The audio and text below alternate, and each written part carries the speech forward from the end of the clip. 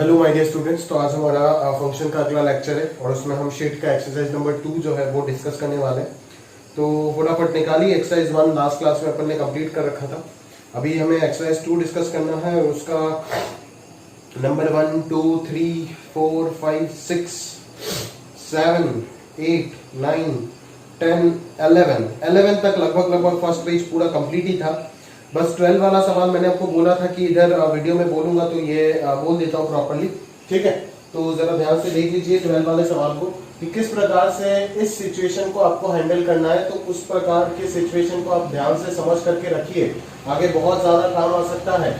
समझ में आ रहा है ना कि आप क्लियरली देख रहे हैं कि इस क्वेश्चन के पीछे सामने एक नोट लिखा हुआ है। उस नोट में बोला गया है कि अगर किसी प्रॉब्लम में मॉड्यूलस, फ्रैक्शन पार्ट और बॉक्स, ये तीनों बड़े बड़े जाइंट्स जो है वो अगर एक साथ अकर होगा तब डेफिनेटली आप सबसे पहले मॉड्यूलस को ब्रेक करो और फिर जाकर के आप बॉक्स और फ्रैक्शन पार्ट में खेलना सीख जाओ, ठीक है।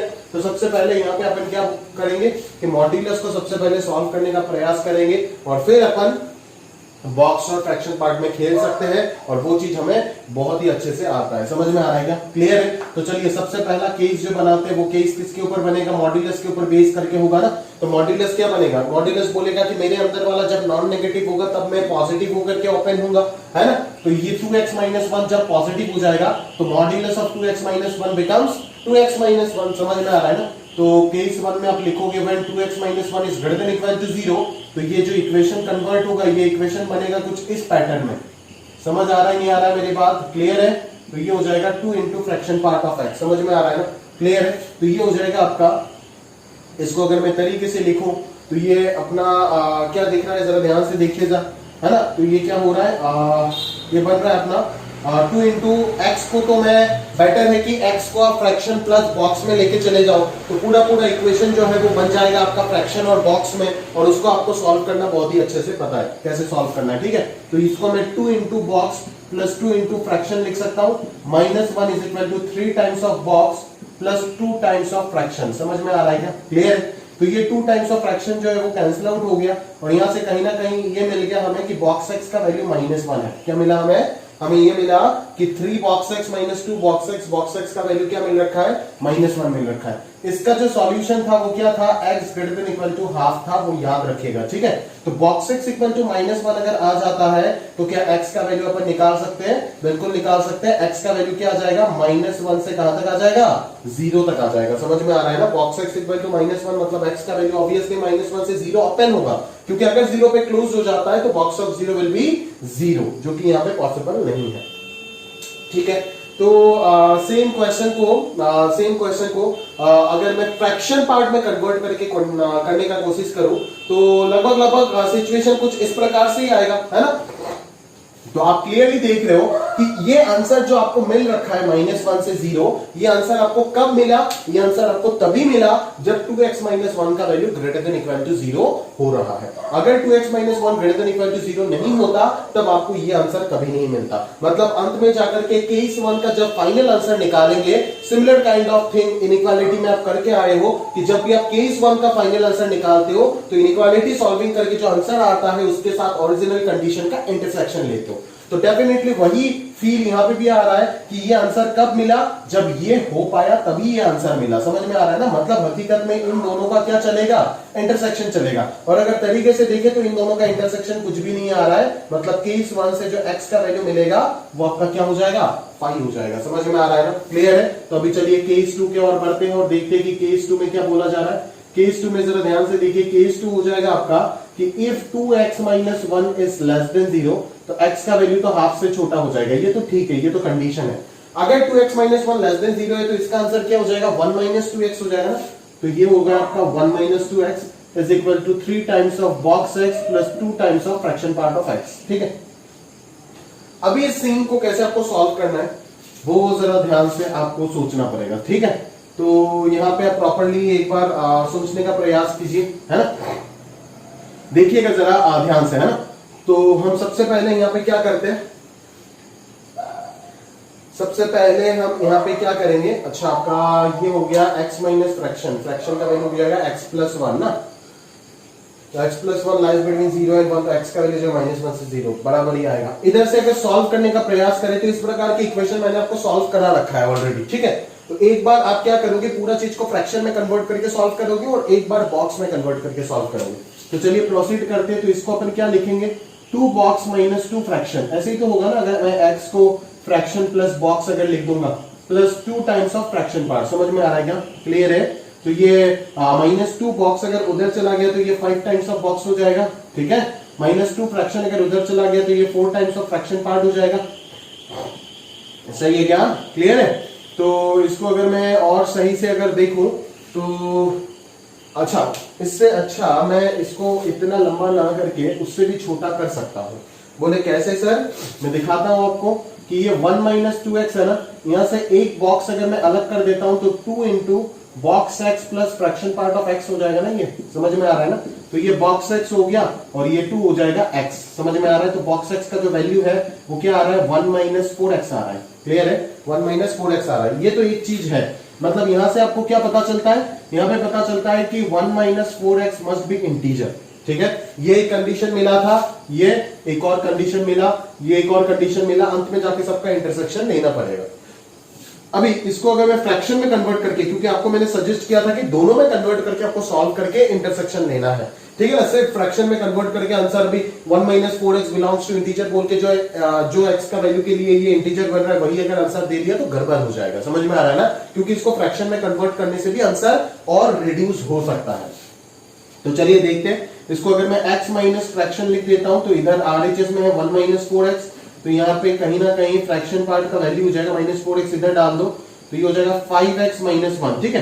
अभी आप जानते हो कि as fraction part is always in the interval 0 to 1, इसका मतलब क्या है कि 5x - 1 भी हमेशा 0 से 1 वाले इंटरवल में होगा, ठीक है। तो x का जो वैल्यू होगा वो कहीं ना कहीं 1 ऐड कर देंगे तो इधर हो जाएगा 1/5 और इधर हो जाएगा 2/5। तो x का वैल्यू कहीं ना कहीं 1/5 से 2/5 के बीच में होगा, सही है, क्लियर। +1 कर दिया तो इधर 1 आ गया, इधर 2 आ गया, तो 5 से डिवाइड कर दी, समझ में आ रहा है ना। तो ये हो जाएगा x का वैल्यू 1/5 से 2/5 के बीच में, ठीक है। तो ये आ गया आपका x का वैल्यू। तो अभी दोनों तरीके से आपने सॉल्व करके, एक तो ये कंडीशन निकाले, एक ये कंडीशन निकाले, एक ये कंडीशन। ये बोल रहा है हाफ से छोटा चाहिए आंसर। अच्छा, ये कितना है, इसको अगर सॉल्व करोगे तो ये 0.4 आएगा, ये हाफ कितना है, 0.5 है। मतलब अगर मैं तीनों का इंटरसेक्शन लेना चाहता हूं तो पहले मैं इसका और इसका इंटरसेक्शन ले लेता हूं। तो ये बोल रहा है 0.5 से छोटा चाहिए आंसर, तो ये पूरा इंटरवल तो 0.5 से छोटा ही है, क्योंकि ये वैल्यू 0.4 दिख रहा है ना। तो अगर ये 0.4 से छोटा है तो डेफिनेटली ये 0.5 से तो छोटा होगा ही। मतलब इन दोनों का इंटरसेक्शन तो यही आया, समझ में आ रहा है ना। अभी फाइनली इसका और इसका इंटरसेक्शन ले लो। अभी इसका और इसका इंटरसेक्शन का मतलब क्या है कि x का कौन सा वैल्यू के लिए ये चीज इंटीजर हो जाए, बट x का जो वैल्यू आप लोगे वो इस इंटरवल से लेना पड़ेगा, ठीक है। तो x का वैल्यू अगर मैं लेता हूं, यहां पे सारे के सारे फ्रैक्शन दिख रहा है, तो ऑब्वियसली x का जो वैल्यू आएगा वो क्या होगा, x का वैल्यू 4 का मल्टीपल होना पड़ेगा ना। x का वैल्यू इंटीजर, इस इंटरवल में तो इंटीजर तो कोई भी नहीं दिख रहा है, ठीक है। बट स्टिल अगर x का वैल्यू यहाँ पे 1/4 होता है ना, 4x को देखो, 4x को अगर मैं बोलता हूं कि इसको इंटीजर होने के लिए 4x को इंटीजर होना पड़ेगा। 4x इंटीजर होने के लिए x का वैल्यू क्या हो सकता है, 0 हो सकता है। पॉजिटिव में अगर मैं देखूं, है ना, x का वैल्यू 1/4 हो सकता है, 1/2 हो सकता है, ठीक है ना। 1/4 करो, 2/4 करो, 3/4 करो, 4/4 करो, 5/4 करो एंड सो ऑन, ठीक है। तो इस इंटरवल में देखो ना कौन सा फंस रहा है, 0 फंस रहा है क्या, नहीं। 1/4 फंस रहा है क्या, 1/4 है आपका समथिंग 0.25, ठीक है। बट ये तो 1/4, हाँ बिल्कुल 1/4 इस इंटरवल में है, ठीक है। 2/4 फंस रहा है क्या इस इंटरवल में, 2/4 इज और 1/2 तो है ही नहीं इधर। अगर 2/4 नहीं फंस रहा है तब तो 3/4 का कोई सवाल ही नहीं आता है ना। 3/4 सारे वैल्यूज इसके बाहर होगा। तो अल्टीमेटली जो इंटरसेक्शन आ रहा है वो क्या आ रहा है, इन तीनों का इंटरसेक्शन लेकर के जो फाइनली वैल्यू आ रहा है वो सिर्फ x = 1/4 आ रहा है फ्रॉम केस 2, एंड केस 1 से आपको 5 मिल रहा है। तो अल्टीमेटली जो आंसर दोगे इस इक्वेशन का वो क्या दोगे, केस 1 और केस 2 का यूनियन, जो कि आएगा आपके पास x = 1/4, ठीक है।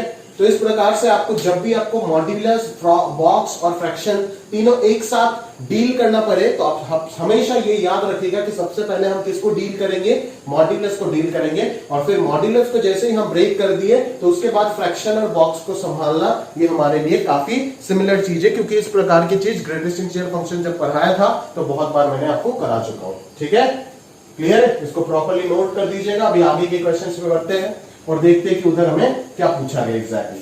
ठीक है, चलिए तो फर्स्ट पेज ओवर हो गया डिस्कशन, है ना। अभी सेकंड पेज पे चलते हैं और उधर शुरू करते हैं कि डिस्कशन किस प्रकार से पूछा जा रहा है हमें क्वेश्चन। ठीक है,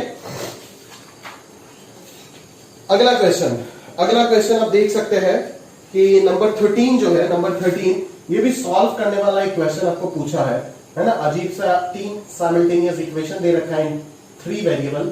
ठीक है, x plus box y plus fraction z is equal to 3.1, कोई बात नहीं। Fraction x plus y plus box of z is equal to 4.3। ठीक है, और box x plus fraction y plus z is equal to 5.4। 3 equation यहां पे है आपके पास, और इन तीनों इक्वेशन से सॉल्व करके आपको x y z का वैल्यू निकालना है। समझ आ रहा है क्या? चलो जरा ध्यान से देखो। तो इस प्रकार के सीन में हम सबसे पहले क्या सोचेंगे, हम सबसे पहले एक ऐसा इक्वेशन बनाने के बारे में सोचेंगे जहां पे ना बॉक्स आ रहा है ना फ्रैक्शन कोई तकलीफ दे रहा है। ठीक है, तो इस प्रकार की इक्वेशन आप आराम से बना सकते हो, थोड़ा सा अगर विजुअलाइजेशन पक्का रखते हो। अगर मैं इन दोनों को, तीनों इक्वेशन को जोड़ देता हूं तो ये और ये मिलकर के z हो जाएगा, ये और ये मिलकर के z हो जाएगा, ये और ये मिलकर के x हो जाएगा, और बाकी x y z तो है ही।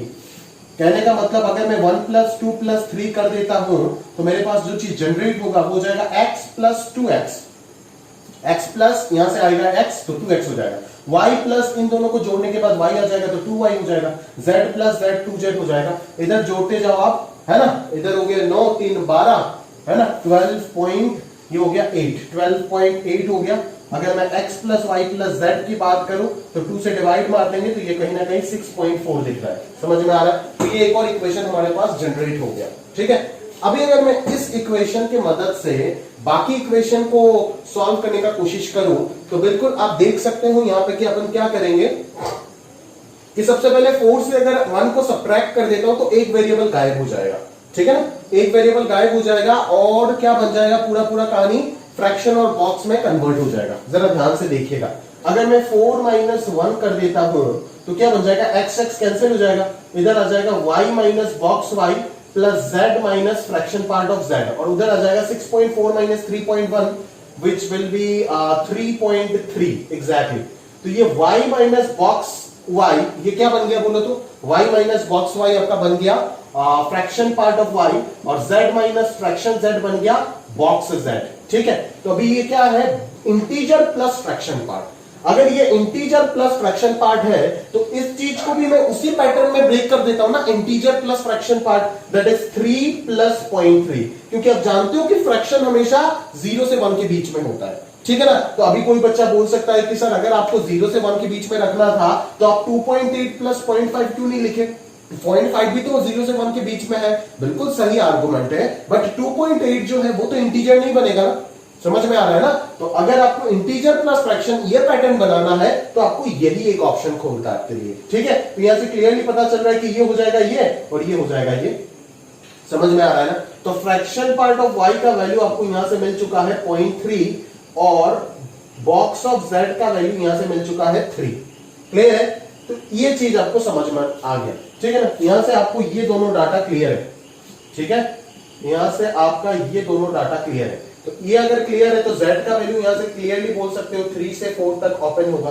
ठीक है, चलो देखते हैं आगे, वापस और माइनस वगैरह करते देखते हैं क्या आ रहा है। अगर 4 से मैं 2 को माइनस कर देता हूं तो y गायब हो जाएगा और इधर बनेगा x minus fraction x will be box x और z minus box z will be fraction z। तो ये कितना बनेगा 6.4, तो 6.4 64 से 43 गया तो कितना बचा भाई 2.1। ठीक है, तो इसको 2 प्लस 0.1 लिख सकता हूं ना। तो बॉक्स x यहां से कितना आ गया दोस्त 2 आ गया और फ्रैक्शन पार्ट ऑफ z कितना आ गया 0.1 आ गया। ठीक है, तो x का वैल्यू कितना हो जाएगा, x का वैल्यू हो जाएगा 2 से 3 और फ्रैक्शन पार्ट। ये सारे डाटा आप स्टोर करके रखो दिमाग में। ठीक है, ये जो भी चीज आपको मिलता जा रहा है ना ये सारे डाटा आप स्टोर करके रखो, काम आएगा। ठीक है, 4 - 2 कर दिए तो ये डाटा आपको मिल गया।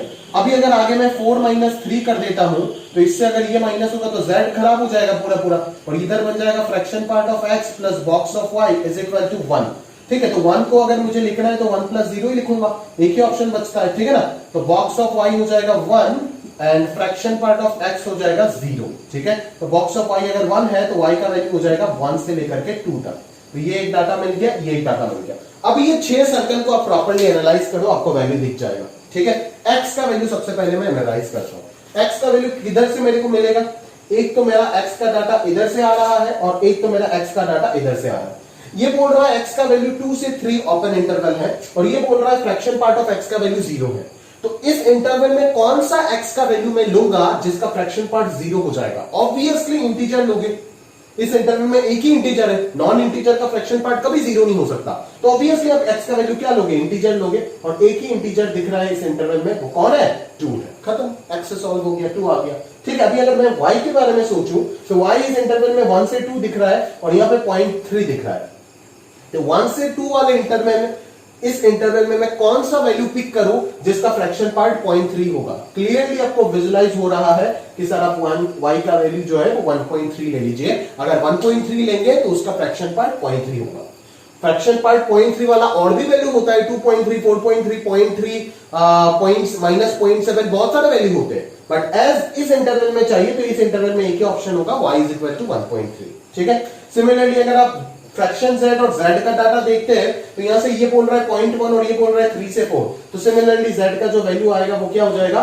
3.1 हो जाएगा। क्लियर है ना?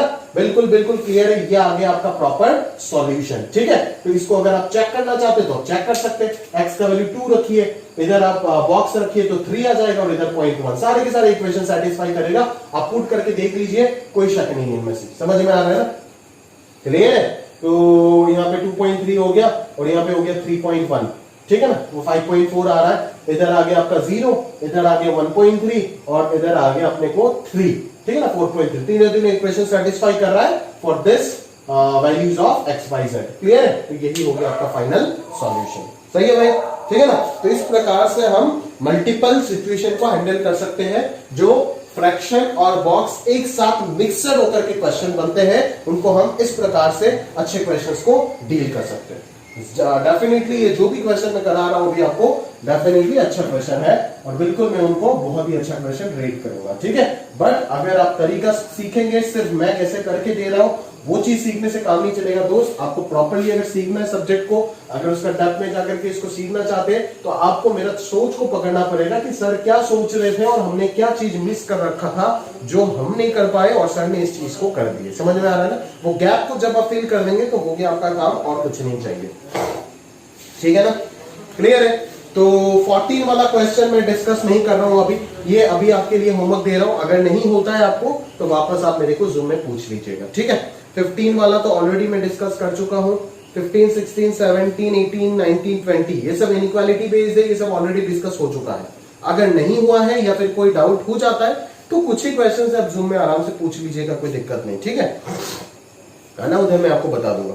तो अभी आपका बारी है अगला topic, that is your domain and range, और वो हम डिस्कस करते हैं। उसके बाद अपना काफी सारे क्वेश्चन एक्सरसाइज 2 में तो देखेंगे, सारे एक एक करके क्वेश्चन देखेंगे। ठीक है, चलिए तो चलिए देखते हैं हमारा अगला पार्ट, डोमेन वाला सेक्शन देखते हैं। तो डोमेन में मैं कुछ क्वेश्चंस तो है, देखो डोमेन रेंज वाले सेक्शन में जो इस एक्सरसाइज में है वो अभी के लेवल में आप नहीं कर सकते हो, शायद ट्रिग्नोमेट्री और आपका क्वाड्रेटिक जब भी हो जाएगा उसके बाद जाकर के आप कंफर्टेबली वो सारे चीज को अटेम्प्ट कर सकते हो। तो जब इस शीट को मैं कुछ 4, 5, 6 क्वेश्चन अभी के लिए मैं कट करवा दूंगा शीट से, तो वो आप जब रिवीजन करेंगे तो आपका रिस्पॉन्सिबिलिटी बनता है तो उस चीज को करना। ठीक है, बोले सर रिवीजन कब करेंगे? वो तो आप जानते हो कि आपको रिवीजन कब करना है। ठीक है, चलो तो 21 में मेरे को अगर दिख रहा है तो मैं कौन सा क्वेश्चन डिस्कस करूंगा।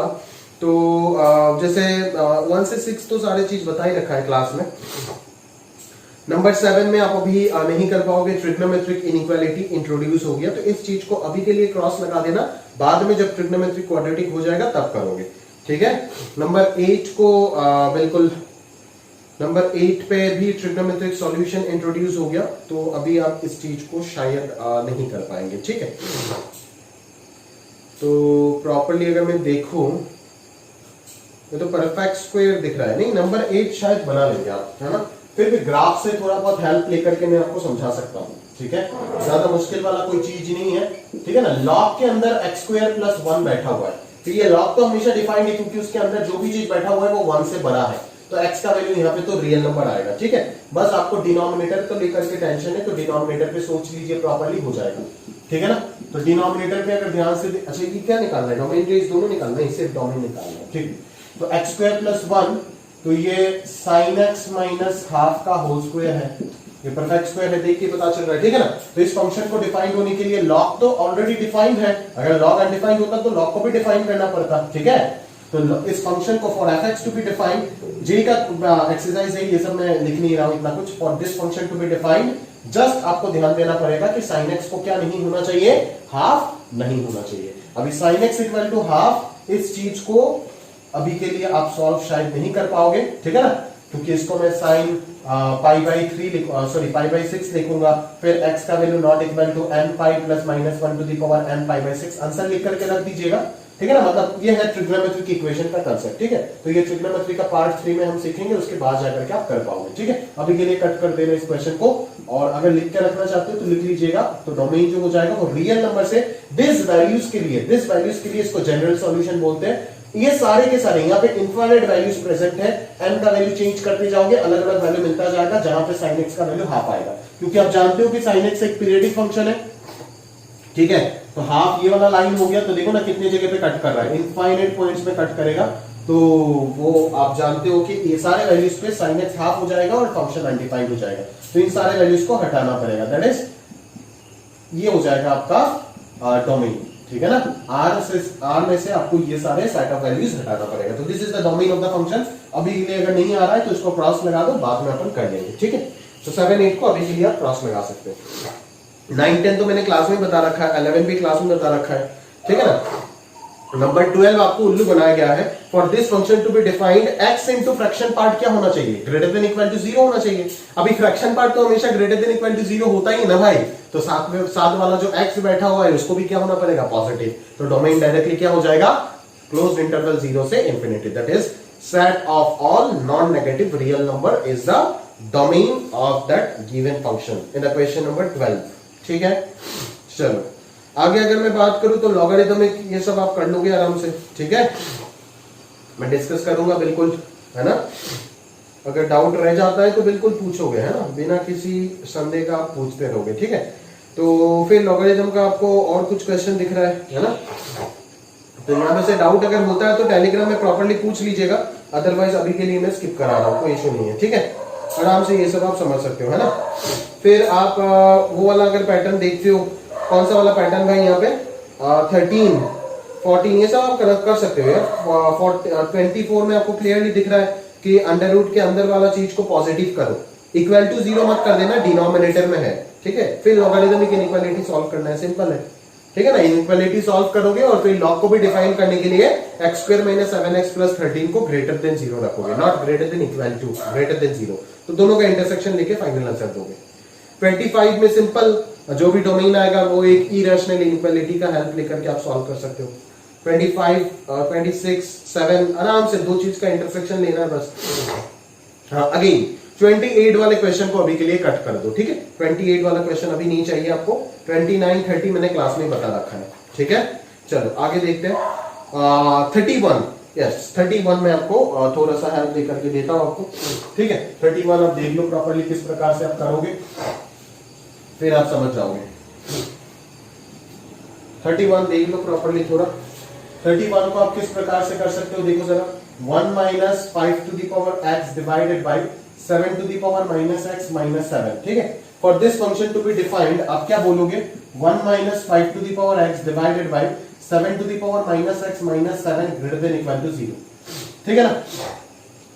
तो अभी आपको ये पता नहीं चल रहा है यहाँ पे कि लीडिंग कोएफिशिएंट क्या है, क्योंकि ये लीनियर पॉलिनोमियल के फॉर्मेट में नहीं है, ये एक्सपोनेंशियल फंक्शन दे रखा है, आपको समझ में आ रहा है ना। तो यहाँ पे आपको वेवी कर्व लगाने में थोड़ा सा दिक्कत हो रहा होगा, मैं बोलता हूँ ज्यादा टेंशन मत लो, ठीक है, आराम से लगा पाओगे आप। वेवी कर्व का रूल को फॉलो करो बस, ठीक है।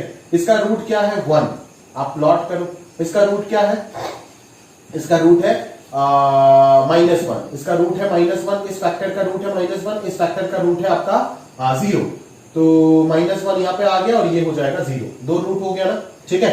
चलो अभी आप क्लियरली किधर प्लस आएगा किधर माइनस आएगा आपको समझ नहीं आ रहा है ना कुछ, तो आप डायरेक्टली क्या करो, क्योंकि यहाँ पे लीनियर फैक्टर है नहीं ना, तो वो रूल आप डायरेक्टली एज इट इज लगा नहीं पा रहे हो, तो आप डायरेक्टली क्या करो, यहाँ से कोई भी एक वैल्यू उठा करके चेक कर दो, है ना, यहाँ से कोई भी वैल्यू उठा करके पुट करके चेक कर दो, अगर सेटिस्फाई कर रहा है तो ये आंसर हो जाएगा, अगर सेटिस्फाई नहीं हो रहा है तो ये आंसर नहीं होगा। आपको क्या चाहिए, ग्रेटर देन इक्वल टू 0 चाहिए, मतलब प्लस वाला आंसर चाहिए ना, तो चेक कर लो, यहाँ से मान लो 2 उठा देता हूं, तो 1 - 5 स्क्वायर, ये तो नेगेटिव हो जाएगा न्यूमरेटर, और इधर का अगर मैं बात करूं तो इधर भी नेगेटिव हो जाएगा, तो नेगेटिव बाई नेगेटिव क्या होगा, पॉजिटिव होगा, मतलब ये वाला इंटरवल पॉजिटिव है, ठीक है।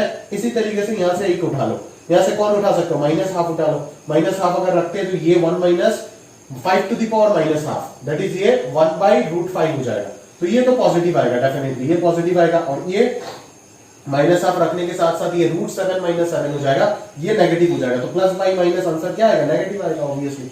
इधर से -2 उठा लो तो ये क्या हो जाएगा, ये तो पॉजिटिव ही रहेगा, 1 - 1/25, और ये अगर मैं उठा देता हूं तो ये भी पॉजिटिव रहेगा, तो पॉजिटिव बाई पॉजिटिव पॉजिटिव होगा, ठीक है ना। तो आपको क्या चाहिए, पॉजिटिव चाहिए, तो पता ही चल गया आंसर क्या होगा, यहां से यहां तक और यहां से यहां तक, दैट इज x का जो वैल्यू हो गया वो क्या हो जाएगा, -∞ से -1 पे ओपन लगाऊंगा, क्योंकि -1 पे डिनोमिनेटर 0 हो रहा है, यूनियन 0 से इंफिनिटी, बट 0 पे मैं क्या लगाऊंगा, क्लोज लगाऊंगा, क्योंकि डिनोम 0 पे क्लोज आएगा, क्योंकि यहाँ पे इक्वालिटी प्रेजेंट है, न्यूमरेटर 0 हो सकता है ना, तो यहाँ पे इक्वालिटी आएगा, तो this is the domain of that function, ठीक है ना। तो अगर आप कोई भी कर्व में इस प्रकार से फंस जाते हो तो आपको मैंने जुगाड़ बता दिया किस प्रकार से आपको सोच करके अपना आंसर तक पहुंचना है, ठीक है। चलिए आगे अगला क्वेश्चन देखते हैं। नेक्स्ट क्वेश्चन आप सोच रहे होंगे, अरे सेम क्वेश्चन दो बार क्या हो, अरे सेकंड वाला 33 वाले क्वेश्चन में प्लस कर देना, mod x प्लस x, ठीक है, ये डेफिनेटली मिस्टेक हो गया होगा मेरे से, ठीक है। तो 32 वाले का डोमेन क्लियरली दिख रहा है, ये हो जाएगा, और 33 वाले का डोमेन क्या हो जाएगा, ये हो जाएगा, ठीक है। तो mod x greater then x, ठीक है ना, mod x greater then x, क्या ये कभी भी सेटिस्फाई होगा, होगा क्या भाई, कभी भी सेटिस्फाई, सोच के देखो ना, अगर x पॉजिटिव होता है तो x ग्रेटर देन x होगा, कभी ट्रू है क्या, नहीं है, 2 ग्रेटर देन 2 होता है क्या, नहीं होता है, और अगर x नेगेटिव हो जाता है तब तो -x ग्रेटर देन x हो जाएगा, तब आंसर सेटिस्फाई करेगा क्या, अगर x नेगेटिव हो जाता है तो क्या आंसर सेटिस्फाई करेगा, जरा सोच के देखो ना, x का वैल्यू -2 डालो तो 2 ग्रेटर देन -2 बिल्कुल सेटिस्फाई करेगा, तो पॉजिटिव के केस में तो सेटिस्फाई नहीं कर रहा है, तो नेगेटिव के केस में सेटिस्फाई करेगा, तो x लेस देन 0 हो जाएगा इस इनइक्वालिटी का आंसर, और साथों साथ यही हो जाएगा domain of the function. But 0 equality नहीं आएगा, यहाँ पे ध्यान रखना, क्योंकि इक्वालिटी अगर आ गया तो 0 ग्रेटर देन 0 सेटिस्फाई नहीं होगा, ठीक है। और यहाँ पे अगर मैं बात करूं तो यहाँ पे क्या होगा, यहाँ पे तो हमेशा ट्रू होगा, क्यों ट्रू होगा, अभी इसका अगर मैं रीजन बताने गया, अभी कोई बच्चा सोच लेगा कि sir positive greater than negative, ये तो हमेशा होता है, तो x बिलोंग्स टू r दे देता है, बहुत बच्चों को देखा मैंने टेस्ट पेपर में जब चेक किया तो पता चलता है कि mod x greater then -x बोलता है पॉजिटिव ग्रेटर देन नेगेटिव, तो आंसर हो गया रियल नंबर, ठीक है ना। बट आपको किसने बोला कि ये हमेशा नेगेटिव है, x अगर नेगेटिव हो गया तब तो ये नालायक पॉजिटिव बन जाएगा ना, समझ में आ रहा है। तो उधर जो पॉजिटिव के लिए जो प्रॉब्लम हो रहा था, इधर नेगेटिव के लिए वो प्रॉब्लम होगा। देखो x अगर ग्रेटर देन 0 होता है तो x ग्रेटर देन -x बिल्कुल सही है, 2 इज ग्रेटर देन -2 बिल्कुल सही है, बट अगर x नेगेटिव हो गया तो प्रॉब्लम हो जाएगा, ये भी -x हो जाएगा, ये भी -x, क्या -x से बड़ा होगा, नहीं, x का नेगेटिव वैल्यू कंसीडर कर लो ना, -2 रखोगे तो ये 2 हो जाएगा, ये भी 2 हो जाएगा, 2 ग्रेटर देन 2 होता है क्या, नहीं होता है, तो इसका आंसर क्या हो जाएगा, x ग्रेटर देन 0, तो ये हो जाएगा इस केस में डोमेन ऑफ द फंक्शन, ये हो जाएगा इस केस में डोमेन ऑफ द फंक्शन, ठीक है। तो दोनों क्वेश्चन बता दिया, ये 32 है, ये 33 है, क्लियर है, चलो ठीक है। उसके बाद 34 तो आपको करना है, और इस प्रकार के क्वेश्चन सॉल्व करने में जो आपको इनइक्वालिटी हेल्प लेना होगा वो है आपका मॉड्यूलस इनइक्वालिटी, और उस प्रकार की इनइक्वालिटी को कैसे सॉल्व करना है मैंने आपको बहुत अच्छे से सिखा रखा है, ठीक है ना, केसेस बना के सॉल्व करना होगा आपको। 35 वाला सेम कंसेप्ट मैंने अभी आपको x into fraction part of x वाले क्वेश्चन में समझा रखा हूं, ठीक है। चलो अच्छा 36 अनदर गुड क्वेश्चन, ठीक है, करके देना पड़ेगा 36 जरूर, देखते हैं, चलिए। अच्छा क्वेश्चन है 36, मैंने cos ऑफ sin x वाला पैटर्न आपको समझाया था, और अभी आपको क्वेश्चन में दिया गया है sin ऑफ cos x वाला पैटर्न, ठीक है, sin ऑफ cos x वाला पैटर्न, ये हो जाएगा under root of sine of cos x plus 1 by fraction part of x plus under root of pi square minus 4x square. ठीक है, क्या क्लियर है? चलो, तो इस फंक्शन में यहां पे प्लस देकर के तीन अलग अलग फंक्शन को जोड़ के रखे हो। ठीक है, तो इस फंक्शन को डिफाइन होने के लिए साइन ऑफ कॉस एक्स को क्या होना पड़ेगा? ग्रेटर देन 0 होना पड़ेगा। इक्वालिटी आप नहीं ले सकते हो बिकॉज ऑफ डिनोमिनेटर। इस फंक्शन को डिफाइन होने के लिए फ्रैक्शन पार्ट ऑफ एक्स क्या होना पड़ेगा? नॉन जीरो होना पड़ेगा। और इस फंक्शन को डिफाइन होने के लिए पाई स्क्वायर माइनस 4x स्क्वायर को क्या होना पड़ेगा? ग्रेटर देन इक्वल टू 0 होना पड़ेगा। ठीक है ना? तो इसका सॉल्यूशन आप निकाल दो, आराम से निकाल सकते हो। ये हो जाएगा 4x square minus pi square less than equal to 0। तो यहां से क्लियरली पता चलेगा कि 2x plus pi into 2x minus pi less than equal to 0। Pi का वैल्यू याद रखना माइनस 3.14 होता है, प्लस 3.14 अप्रोक्सीमेटली। ठीक है, तो x का जो वैल्यू होगा वो क्या हो जाएगा आपका? माइनस पाई बाई 2 से लेकर के पाई बाई 2 तक हो जाएगा। यहां से आंसर पता चल रहा है। ठीक है, यहां से आंसर क्या पता चल रहा है? यहां से आंसर पता चल रहा है कि x क्या नहीं हो सकता? इंटीजर नहीं हो सकता। बिकॉज x जब इंटीजर होगा तभी तो फ्रैक्शन पार्ट 0 होगा ना। अगर फ्रैक्शन पार्ट 0 नहीं हो सकता है तो x भी इंटीजर नहीं हो सकता है। तो यहां से एक चीज पता चला, यहां से एक और चीज पता चला, भी इसका सॉल्यूशन कब आ रही है। और यही सबसे क्रिटिकल सॉल्यूशन है। ठीक है ना? Sine of cos x. क्योंकि देखो, जब मैंने आपको कॉस ऑफ साइन एक्स समझाया था तो x का कोई भी रियल वैल्यू के लिए साइन एक्स -1 से 1 के अंदर होता है, और -1 से 1 के अंदर ये -1.57 होता है, ये प्लस 1.57 होता है।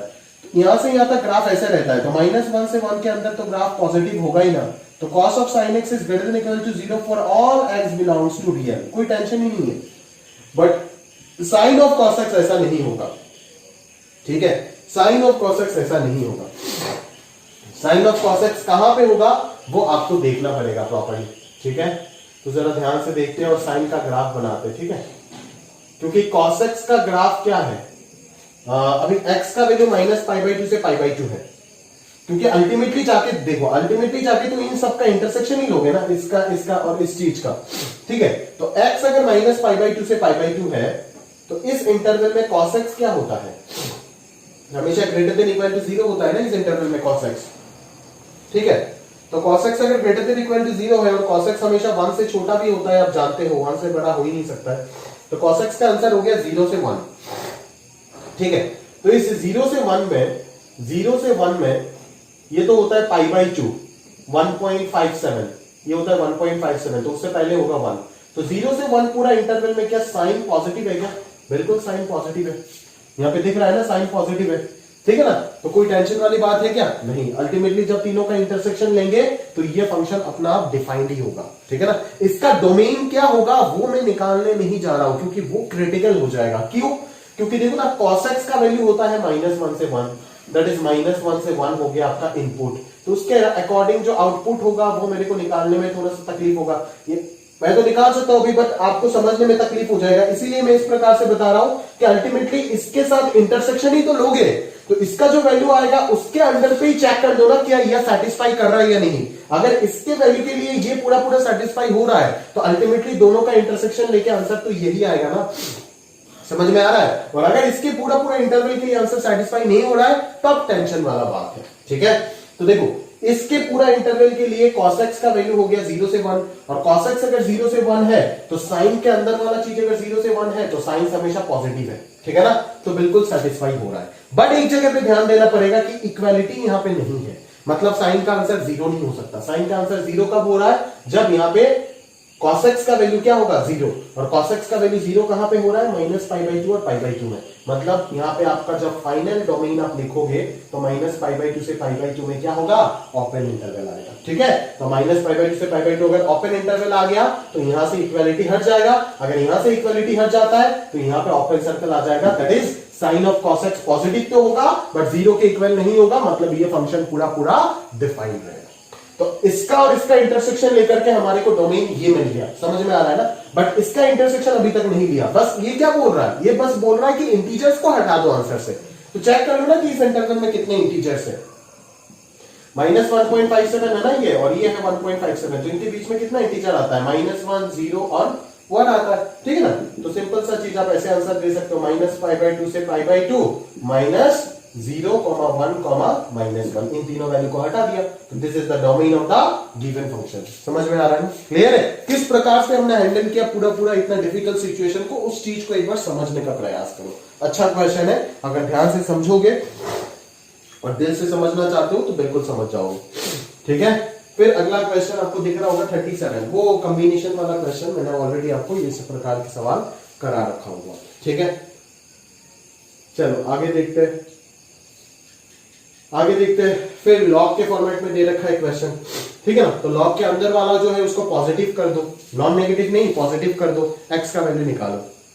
मेरे को लग रहा है कि यहां से एक्स का वैल्यू जो है वो रियल नंबर मिलेगा। ठीक है, चलो, तो अगर ये रियल मिलता है तो डिनोमिनेटर वाले कंडीशन पे भी तो ध्यान देना होगा ना। डिनोमिनेटर क्या बोल रहा हूं, बेस वाला कंडीशन। बेस में क्या बोलेगा? बेस बोलेगा कि मैं ग्रेटर देन 0 होऊंगा। ठीक है, तो बॉक्स एक्स बोलेगा कि मैं 3/2 से बड़ा होगा। अभी 3/2 से बड़ा मतलब क्या कि 2 से स्टार्ट होगा। अगर 2 से स्टार्ट होता है तो एक्स का वैल्यू भी 2 से एंड सो ऑन चलता जाएगा। ठीक है ना, 2 से इंफिनिटी तक चलता जाएगा। समझ में आ रहा है ना? बट स्टिल आपको ध्यान देना पड़ेगा कि ये बेस वाला चीज 1 नहीं हो सकता है। तो ये बेस वाला चीज 1 कब होता है उस चीज पे ध्यान दो। तो इसका वैल्यू, जब बॉक्स एक्स का वैल्यू क्या होगा? 2 होगा, तो ये बेस क्या हो जाएगा? 1 हो जाएगा। समझ में आ रहा है ना? मतलब बॉक्स एक्स का वैल्यू 2 नहीं हो सकता है, तो कहां से स्टार्ट होगा? 3 से स्टार्ट होगा। तो यहां पे भी कहां से स्टार्ट होना चाहिए? 3 से स्टार्ट होना चाहिए। और एज लॉग के अंदर वाला जो वैल्यू बैठा था क्वाड्रेटिक, उसका डोमेन रियल है, तो अल्टीमेटली इन दोनों का इंटरसेक्शन लेके आंसर 3 से इंफिनिटी आएगा, which will be the domain of the given function. ठीक है, उसके अगला वाला part 39, box of sine x cos of pi by fraction box of x minus 1। तो बॉक्स ऑफ साइन एक्स तो हमेशा डिफाइंड है, बॉक्स का तो डोमेन आर होता है, साइन एक्स का भी डोमेन आर होता है, कोई टेंशन नहीं। बस कॉस के अंदर जो पाई डिवाइडेड बाई जो डिनोमिनेटर है उसको 0 होने नहीं देना है। तो उसको अगर 0 होने नहीं देना है तो x माइनस 1 का वैल्यू 0 से 1 तक नहीं हो सकता है। जहां पे 1 पे ओपन 0 पे क्लोज, तो x का वैल्यू क्या नहीं हो सकता है? 1 से 2 नहीं हो सकता है। ठीक है ना, तो रियल नंबर से 1 से 2 वाला इंटरवल हटा देना, जहां पे 1 पे क्लोज और 2 पे ओपन है, तो आपको आपका डोमेन मिल जाएगा। ठीक है, क्लियर है? इसी प्रकार से 40 वाला क्वेश्चन आप आराम से कर सकते हो। 41 को अभी के लिए स्किप कर दो, डिफिकल्ट वन है, विदाउट ट्रिग्नोमेट्री प्रॉपर नॉलेज आप नहीं कर पाओगे। अगर किसी बच्चे ने किए हो तो मेरे साथ पर्सनली डिस्कस कर सकते हो, बट अदरवाइज आप इस चीज को अभी के लिए क्रॉस लगा दो। ठीक है, 42 सिंपल क्वेश्चन है, 43 मैंने क्लास में करा रखा है। ठीक है, अच्छा 44 तो देखो x plus box x mod x और x माइनस मॉड एक्स तो मैंने आपको करा रखा है। ठीक है ना, अभी आपको x प्लस बॉक्स एक्स और x माइनस बॉक्स एक्स पे आपको सोचना है। तो 44 का जो पहला फंक्शन है उसको डिफाइन होने के लिए x को क्या होना पड़ेगा? बॉक्स एक्स से ग्रेटर होना पड़ेगा ना। तो x बॉक्स एक्स से कब बड़ा होता है उस चीज को आपको ध्यान से सोचना पड़ेगा। ठीक है, तो वो सोच करके अकॉर्डिंग, एकदम सिंपल है, ज्यादा डिफिकल्ट है ही नहीं, है ना। प्रॉपर्ली आप आंसर करो, अगर नहीं कर पाओगे तब तो मैं हूं, आपको बताऊंगा। ठीक है, उधर मेरे को पूछ लीजिएगा, मैं आपको बता दूंगा। ठीक है, चलो फिर देखो 45 तो सिंपल है। तो 46 में तो आप क्लियरली देख सकते हो कि 3 अंडर रूट है ना, तो पहला वाला अंडर रूट को, एकदम अंदर वाले अंडर रूट को डिफाइन करने के लिए 1 minus x square should be greater than equal to 0। Denominator का चक्कर नहीं है तो इक्वालिटी हो ही सकता है आराम से। ठीक है, तो फिर उसके बाहर वाला रूट जो है उसको डिफाइन करने के लिए 1 minus under root 1 minus x square should be greater than equal to 0। और फिर उसके बाहर वाले को डिफाइन करने के लिए 1 माइनस वो बड़ा वाला सेकंड रूट जो है वो ग्रेटर देन इक्वल टू 0। तो कम से कम आपको यहाँ पे 3 इनइक्वालिटी सॉल्व करके फाइनल इंटरसेक्शन लेके आंसर देना पड़ेगा। ठीक है, बस इस प्रकार से आप कर लेना। अगर नहीं होता है तो बोलिएगा, अपन बिल्कुल करके देंगे। ठीक है, 47 का अगर मैं बात करूं तो f x equal to under root of x square plus 4x c2x square plus 3। तो इस प्रकार के डोमेन को अगर निकालने के लिए आप क्या बोलोगे कि वो अंदर वाला quantity greater than equal to 0 होना चाहिए। ठीक है ना, अभी आप क्लियरली देख सकते हो कि उस अंदर वाले को डिफाइन करने के लिए भी तो बहुत कुछ करना पड़ता है। n greater than equal to r, n belongs to whole number, natural number, r belongs to whole number, ये सब करके जो डोमेन मिलेगा ना, वो डोमेन आपको हमेशा फाइनाइट कुछ 4-5 एलिमेंट्स मिलता है, जैसे लास्ट क्लास में भी आप देखे हो। तो उन 4-5 एलिमेंट्स को पुट करके आप उसका रेंज निकालोगे, उस वैल्यू का। किस वैल्यू का रेंज निकालोगे मैं बोल रहा हूं, जस्ट इस चीज का रेंज निकालोगे, इस चीज का। समझ में आ रहा है ना। मान लो इसको डिफाइन करने के लिए जो भी x का वैल्यू हुआ वो सारे एक्स का वैल्यू एक एक करके पुट करने के बाद इसका आंसर निकालोगे। जिस आंसर, अगर कोई आंसर नेगेटिव नहीं आया तब तो अंडर रूट के अंदर वाला चीज तो हमेशा ही डिफाइंड होगा ना, तो वो सारे के सारे आंसर में हो जाएगा। समझ में आ रहा है ना, क्लियर है। और ऑब्वियसली ये हमेशा क्या आता है पॉजिटिव आता है। आप जानते हो फैक्टोरियल हमेशा पॉजिटिव होता है, तो अंडर रूट अपना आप ही डिफाइन होगा। तो यहाँ पे अंडर रूट लगाना मतलब आपको कंफ्यूज करना, अंडर रूट लगाने का कोई मतलब ही नहीं है, फंक्शन अपना आप हमेशा डिफाइंड है। बस एनसीआर वाले डोमेन को आप जैसे करते हो n greater than equal to r, n belongs to natural, r belongs to whole number, इसी प्रकार से कर लो, हो जाएगा। ठीक है, उसके अगला वाला अगर मैं देखूं तो सेम क्वेश्चन वापस रिपीट हो गया यार 49 में। ठीक है, कोई दिक्कत नहीं।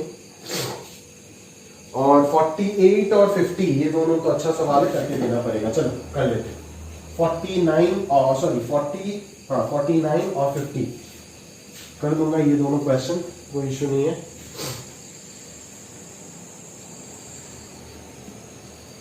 चलिए, तो ये हो जाएगा x x x x v i i i। ठीक है, चलो तो फंक्शन है आपका लॉग ऑफ, यहां पे है, देखने में तो बहुत डरावना लग रहा है सर, ये किस प्रकार का डोमेन दे दिया आपने करने के लिए, कुछ समझ ही नहीं आ रहा है। समझ आएगा दोस्त, पेशेंस रखो, अपने आप समझ आएगा। एक दिन में अगर आईडी निकल जाता तब तो हो जाता ना, 15 लाख के 15 लाख निकाल देते, 2 साल रह करके मेहनत थोड़ी ना करना पड़ता। ठीक है ना, चलो तो लॉग ऑफ दिस, इस चीज को ध्यान देना कि ये है log of x square minus 8x plus 23, base में है मॉड्यूलस ऑफ साइन एक्स। ठीक है, माइनस 3, ये जब ऊपर जाएगा तो ये क्या हो जाएगा, log of 2 base mod of sine x हो जाएगा। अब इस 3 को मैं यहाँ पे हटा के अगर मैं 2 क्यूब कर देता हूं तो ये 2 क्यूब क्या बन जाएगा, 8 बन जाएगा। बस इतना सा लॉगरिथम कैलकुलेशन आना चाहिए। तो ये लॉग हो गया और ये बेस सेम हो गया ना, तो log of m minus log of n को मैं क्या लिख सकता हूं, log of m by n, log of m divided by n। समझ में आ रहा है, ये कोई फ्रैक्शन पार्ट नहीं है, याद रखना, ये कर्ली ब्रेसेस है। ठीक है, चलो अभी आप क्लियरली देख सकते हो कि यहां पे इस लॉग को डिफाइन होने के लिए मॉड साइन एक्स को पॉजिटिव होना पड़ेगा, और मॉड्यूलस क्वांटिटी हमेशा पॉजिटिव होता है। बट स्टिल एक जगह पे ध्यान देना पड़ेगा कि ये 0 नहीं होना चाहिए, क्योंकि लॉग के अंदर अगर 0 आ गया तो कहानी गड़बड़ हो जाएगा। फिर अगर आप देखते हो कि ये चीज है ना, ये चीज, ये तो एक परफेक्ट स्क्वायर बन रहा है, ये परफेक्ट स्क्वायर बन रहा है ना, 16 प्लस ये 7 है, तो ये परफेक्ट स्क्वायर अगर है तो ये चीज तो हमेशा 7 से बड़ा है, मतलब ये हमेशा क्या है, डिफाइंड है, कोई टेंशन नहीं है। समझ में आ रहा है। बट अगेन आप देखोगे कि as mod sine x base में है तो मॉड साइन एक्स पॉजिटिव तो हमेशा है, 0 नहीं होने के लिए कंडीशन लगा दिया। बट मॉड साइन एक्स 1 भी तो हो सकता है, जब साइन एक्स प्लस 1 या फिर माइनस 1 होगा तो मॉड साइन एक्स 1 हो जाएगा, तो वो कंडीशन भी लगाना पड़ेगा कि मॉड साइन एक्स 1 भी नहीं हो सकता। इसका मतलब कि साइन एक्स जो है वो 0, 1, -1 कुछ नहीं होना चाहिए। समझ में आ रहा है ना, x का वो वैल्यू हटना चाहिए आंसर से जिसके लिए साइन एक्स का वैल्यू 0, 1 या फिर -1 हो रहा है। ठीक है, चलो अभी ये चीज तो हमेशा पॉजिटिव है, अभी आपने देख लिए कि ये हमेशा पॉजिटिव है। ठीक है ना, कोई इश्यू नहीं है इसके साथ। ठीक है ना, बट एक और कंडीशन अभी भी स्टिल बाकी है यहाँ पे, वो क्या है कि ये वाला लॉग, इस लॉग को डिफाइन करने के लिए इस चीज को क्या करना पड़ेगा, पॉजिटिव करना पड़ेगा। दैट इज आपका जो कैलकुलेशन होगा वो ये हो जाएगा कि लॉग ऑफ बेस में मॉड साइन एक्स और इधर आ जाएगा x square minus 8x plus 23/8 should be greater than 0, not equal to, सिर्फ ग्रेटर देन, याद रखना। तो x square minus 8x plus 23/8 जो है वो देख, ये बेस जो है वो तो 1 से छोटा है ना, बेस अगर 1 से छोटा है तो इनइक्वालिटी रिवर्स होगा और mod sine x to the power 0 क्या हो जाएगा, 1 हो जाएगा। अभी आप इसमें घबराना मत, अगर सर मॉड साइन एक्स 0 हो गया तो क्या होगा, क्योंकि ये 0 हो नहीं सकता है। अब जानते हो यहाँ पे sine x not equal to 0 मैंने ऑलरेडी लगा दिया, तो इसको सॉल्व करना है तो ये क्या है, ये हो जाएगा प्लस 15 लेस देन 0। ठीक है ना, तो ये हो जाएगा x minus 3 into x minus 5 less than 0, that is x का वैल्यू हो जाएगा 3 से 5। बट साइन एक्स 0, 1 और -1 कहां पे होता है ना, इस जगह पे। ये क्या है, ये पाई से थोड़ा सा पहले है ना, और ये पाई का थोड़ा सा बाद वाला वैल्यू है। ठीक है, तो पाई के आजू बाजू में साइन एक्स 0, 1 और -1 कहां पे होता है, देख लो ग्राफ में, ये होता है आपका पाई, पाई के पीछे जस्ट पीछे होता है पाई/2, पाई/2 पे 1 होता है। ठीक है, पाई पे 0 होता है, 3π/2 पे -1 होता है, 2 पाई में 0 होता है। तो 5 जो है 5, वो 5 कहां पे है, 5 है आपका 5 हो गया आपका 3π/2 के जस्ट बाद में, 3π/2 के जस्ट बाद में 5 हो गया, और 3 जो है वो हो गया आपका पाई से थोड़ा सा पहले हो गया 3। ठीक है, तो 3 से 5 के बीच में कितना डेंजर पॉइंट मिल रहा है, पाई और 3π/2, जहां पे sin x का आंसर 0 भी हो सकता है, -1 भी हो सकता है, बट 1 नहीं हो सकता है। इस रेंज में कोई 1 होने का आंसर नहीं मिलेगा। तो डोमेन ऑफ द फंक्शन जो होगा वो मैं 3 से 5 जो इंटरवल आया उससे किसको हटा दूंगा, पाई और 3π/2 दोनों को हटा दूंगा, तो मेरे को मेरा डोमेन मिल जाएगा। ठीक है ना, तो this is the domain of the function. ठीक है ना, देखने में कितना बैंकेट सवाल था। ठीक है ना, बट आपने जब सॉल्व किए स्टेप बाय स्टेप अपने कंसेप्ट को जब बिल्ड करके एक एक चीज को जोड़ते गए तो अपना आप सवाल बन गया, कोई दिक्कत नहीं आया उसके साथ। ठीक है, चलिए अगला क्वेश्चन देखते हैं, लास्ट वाला क्वेश्चन 50 नंबर क्वेश्चन, इसको नोट कर लीजिएगा। ठीक है, आगे देखते हैं 50 वाला सवाल।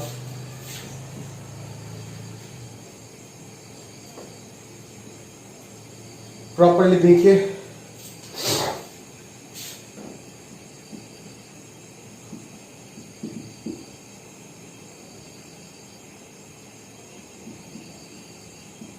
बॉक्स के अंदर मॉड्यूलस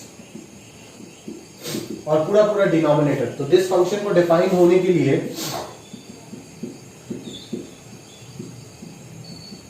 इसको 0 नहीं होना है, मतलब इसको 6 के इक्वल नहीं होना है।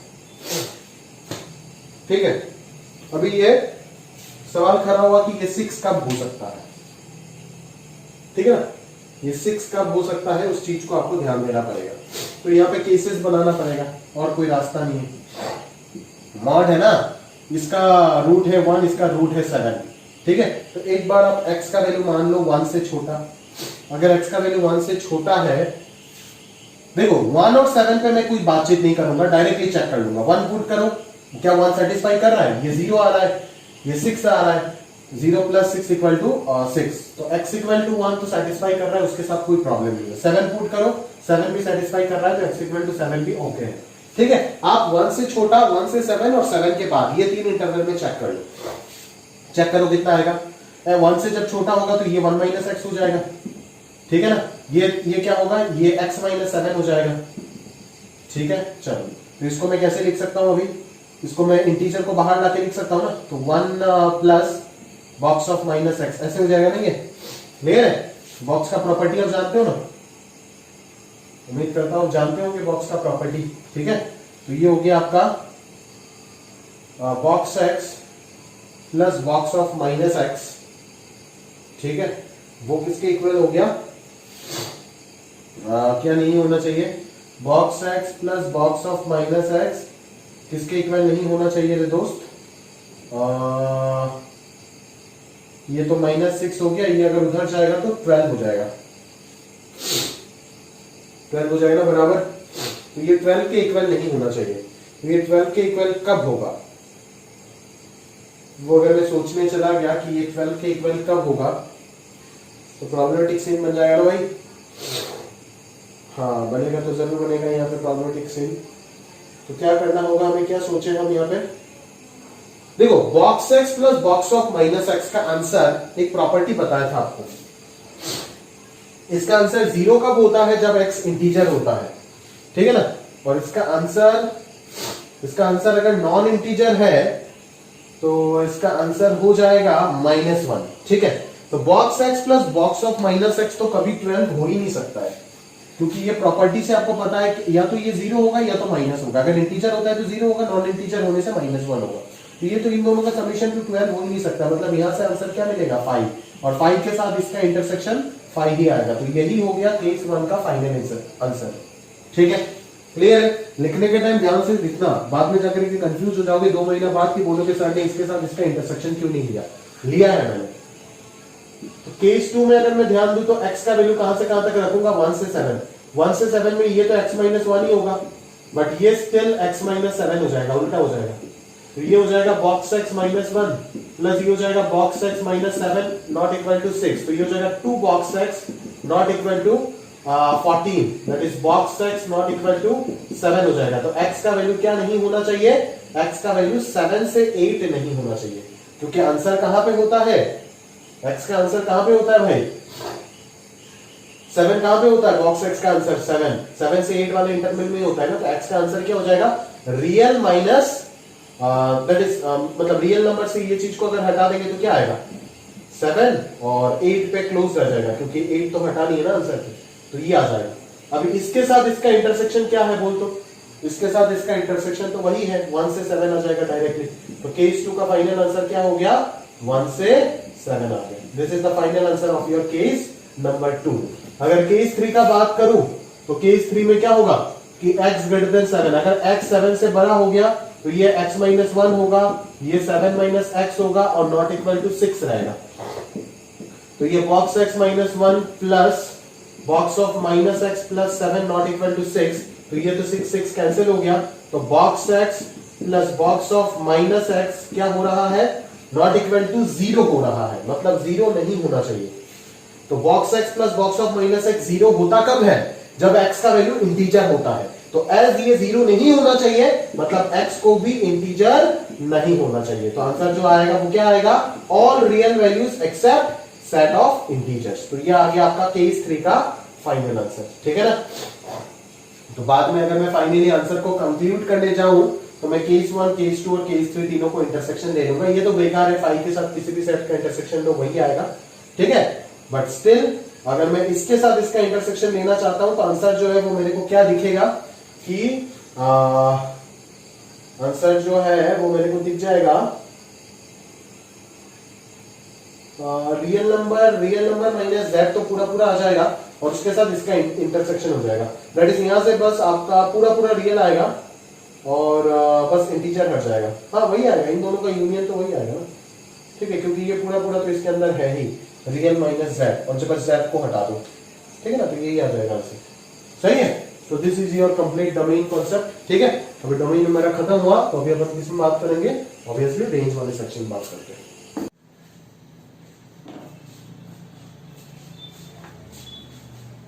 तो अभी आपका रेंज का डिस्कशन है और डोमेन तो खत्म हो गया, और रेंज यानी कि आपका एक्सरसाइज 2 क्वेश्चन नंबर 22 से अगर मैं शुरू करूं तो प्रॉपर्ली देखोगे question number 1 odd degree polynomial है, रेंज आर हो जाएगा। 2, 3 टाइप का क्वेश्चन मैंने कर दिया, 4 भी कर दिया, 5, 6 ये सब बता दी क्लास में, है ना भाई, ठीक है। 7 बता रखा है तो 8 उस लिहाज से आप कर सकते हो आराम से, है ना। 9 भी सिंपल है, cos x is in the interval -1 to 1, 2 से मल्टीप्लाई कर दो तो -2 से 2 हो जाएगा, +1 कर दो आंसर आ जाएगा। 10 जो है उसका रेंज r हो जाएगा, क्योंकि cot x जो है उसका रेंज ही r होता है, तो 2 cot x - 3 भी r हो जाएगा। 11 मैंने करा रखा है क्लास में, 12 भी करा रखा है। 13 क्या हो जाएगा, नीचे सिग्नम फंक्शन दिख रहा है, तो सिग्नम का रेंज तो 3 ही चीज पॉसिबिलिटी होगा ना।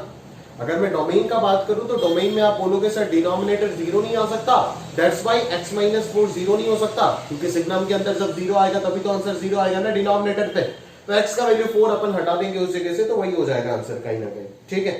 बट अब की बार अगर रेंज का बात करें तो रेंज सिग्नम का आंसर 3 ही पॉसिबिलिटी है, 1 होगा, -1 होगा, 0 होगा, but as signum is in the denominator तो 0 नहीं हो सकता है, तो 2 ही पॉसिबिलिटी बनेगा, या तो 1 या तो -1।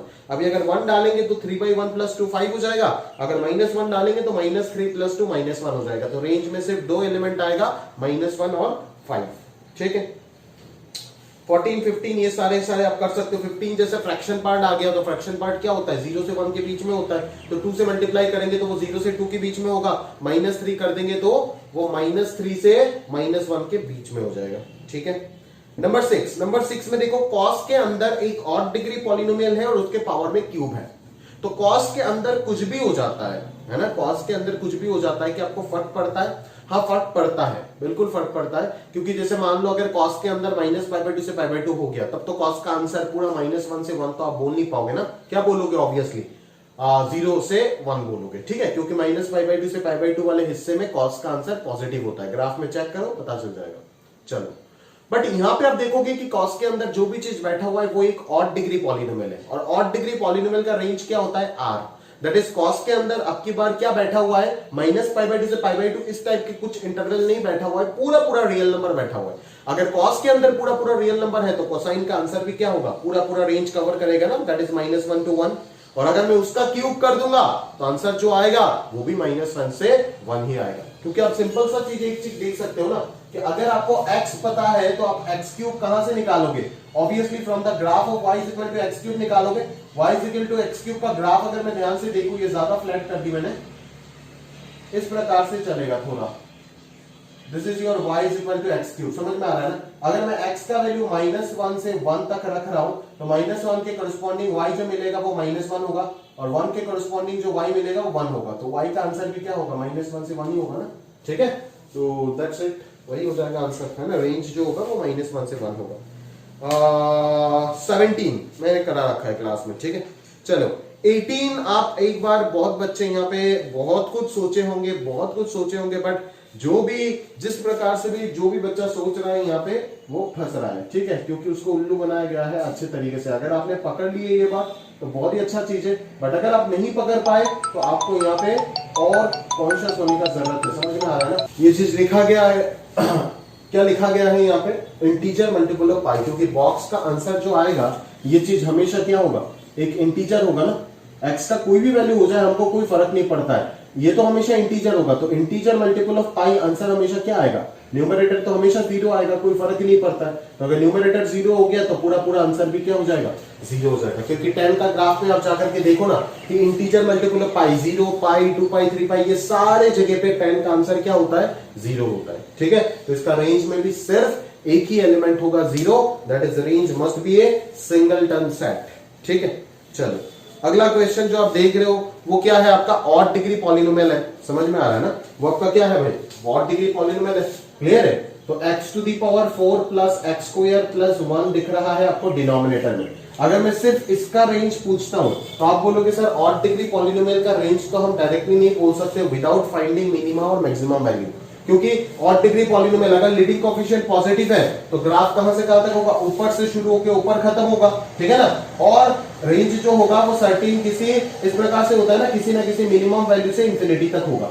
तो यहाँ पे क्लियरली देखो, बिना कैलकुलस का नॉलेज से क्लियरली यहाँ पे पता चल रहा है मिनिमम वैल्यू जो है वो कौन होगा, 1 होगा, क्योंकि इसका मिनिमम वैल्यू 0, इसका मिनिमम वैल्यू 0, इसका मिनिमम वैल्यू, ये तो कांस्टेंट है 1 है, तो ये हमेशा 1 से बड़ा होगा। कहीं ना कहीं अपन ये बोल सकते हैं कि ये 1 से इंफिनिटी हो जाएगा इसका रेंज। अगर इसका रेंज 1 से इंफिनिटी है तो रेसिप्रोकल जब करेंगे तो डिनोमिनेटर जब मैक्सिमम होगा तो ओवरऑल आंसर मिनिमम होगा। तो 1 upon infinity is 0 and 1 upon 1 is 1। 1 पे क्लोज्ड है तो यहाँ पे क्लोज आएगा, यहाँ पे ओपन था तो यहाँ पे ओपन आया। तो range of the reciprocal that is range of this function will be 0 to 1, where 1 पे आपका क्लोज्ड इंटरवल होगा और 0 पे आपका ओपन इंटरवल होगा। क्लियर है सर, बराबर। अगला अगर आप देखोगे तो अगले वाले पे क्या दे रखा है आपको, 1 divided by odd degree polynomial, ठीक है ना।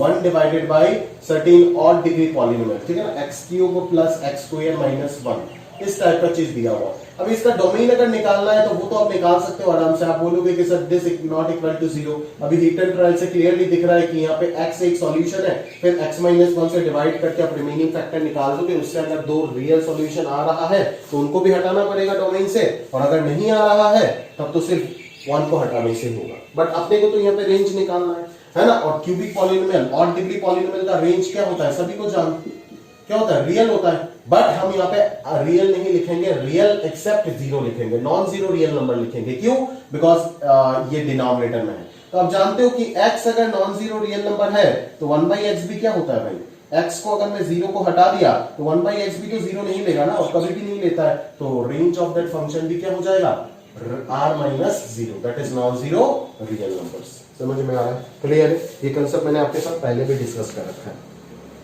चलो उसके बाद आपको दिख रहा होगा कि cot square x minus pi by 4। तो cot का रेंज दोस्त क्या होता है, पॉजिटिव रियल नंबर होता है ना पूरा। तो जब उसको स्क्वायर करोगे तो क्या आएगा, नॉन नेगेटिव रियल नंबर ही आएगा ना answer, that is closed interval 0 से इंफिनिटी हो जाएगा, ठीक है। और तो कुछ नहीं है, बस। अभी आगे देखते हैं, fx is equal to √2x minus 3। इसका आपको आराम से पता चल रहा है कि ये क्या होगा, मिनिमम वैल्यू होगा 0, क्योंकि स्क्वायर रूट फंक्शन हमेशा पॉजिटिव होता है तो मिनिमम वैल्यू हो जाएगा, नॉन नेगेटिव होता है हमेशा, तो मिनिमम वैल्यू हो जाएगा 0। तो 0 क्लोज्ड इंटरवल से इंफिनिटी तक हो जाएगा। समझ में आ रहा है ना, क्लियर है। इस प्रकार के फंक्शंस का ग्राफ वगैरह बनाना भी अपन सीख जाएंगे आराम से, ठीक है, कैलकुलस में सीख जाएंगे। तो 12 में आते आते आप सीख जाओगे। अगला question 23, e to the power 1 upon x, e to the power 1 upon x। अभी आप बोलोगे सर एक्सपोनेंशियल फंक्शन का रेंज तो हमेशा हमें पता होता है 0 से इंफिनिटी, क्या यहाँ पे 0 से इंफिनिटी पूरा होगा? मैं बोलूंगा नहीं होगा। क्यों नहीं होगा? ध्यान से सोचो। 1/x क्या हर कुछ हो सकता है क्या? सब कुछ हो सकता है 1/x। e to the power x का आंसर जब मैं बोलता हूं 0 से इंफिनिटी, उस जगह पे x का वैल्यू क्या होता है? रियल होता है। अब की बार यहाँ पे जो x बैठा हुआ है वो रियल नहीं हो सकता, वो क्या होगा? रियल माइनस 0 होगा, मतलब पावर में 0 नहीं आ सकता। अगर पावर में 0 नहीं आ सकता, क्योंकि पावर में 0 आएगा कब? जब x इंफिनिटी होगा। क्या वास्तव में x इंफिनिटी हो सकता है? नहीं, तो 1/x का भी 0 नहीं हो सकता है। अगर 1/x का भी 0 नहीं हो पाएगा तो e टू दी पावर 0 1 हो पाएगा क्या? मतलब 1 आंसर से हटना चाहिए, 1 आंसर पे नहीं आएगा। अगर 1 आंसर पे नहीं आता है तो यहां पे ब्रेक कर दोगे और आंसर आप क्या बोल दोगे? 0 से 1 यूनियन 1 से इंफिनिटी। समझ आ रहा है? क्लियर है सर? बस 1/ln x सिमिलरली आप करो, नहीं होता है तो मेरे को बताइएगा। 25 अभी के लिए स्किप कर दो, ठीक है?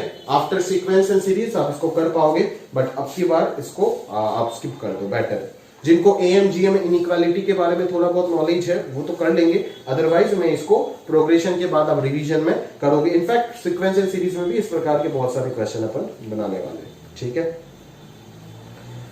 26, 27 सिमिलर काइंड ऑफ पैटर्न है, ठीक है? एक करके दूंगा तो दूसरा अपना आप ही बन जाएगा, क्योंकि दोनों के दोनों ही सेम पैटर्न में आपको दिख रहा है कहीं ना कहीं, ठीक है?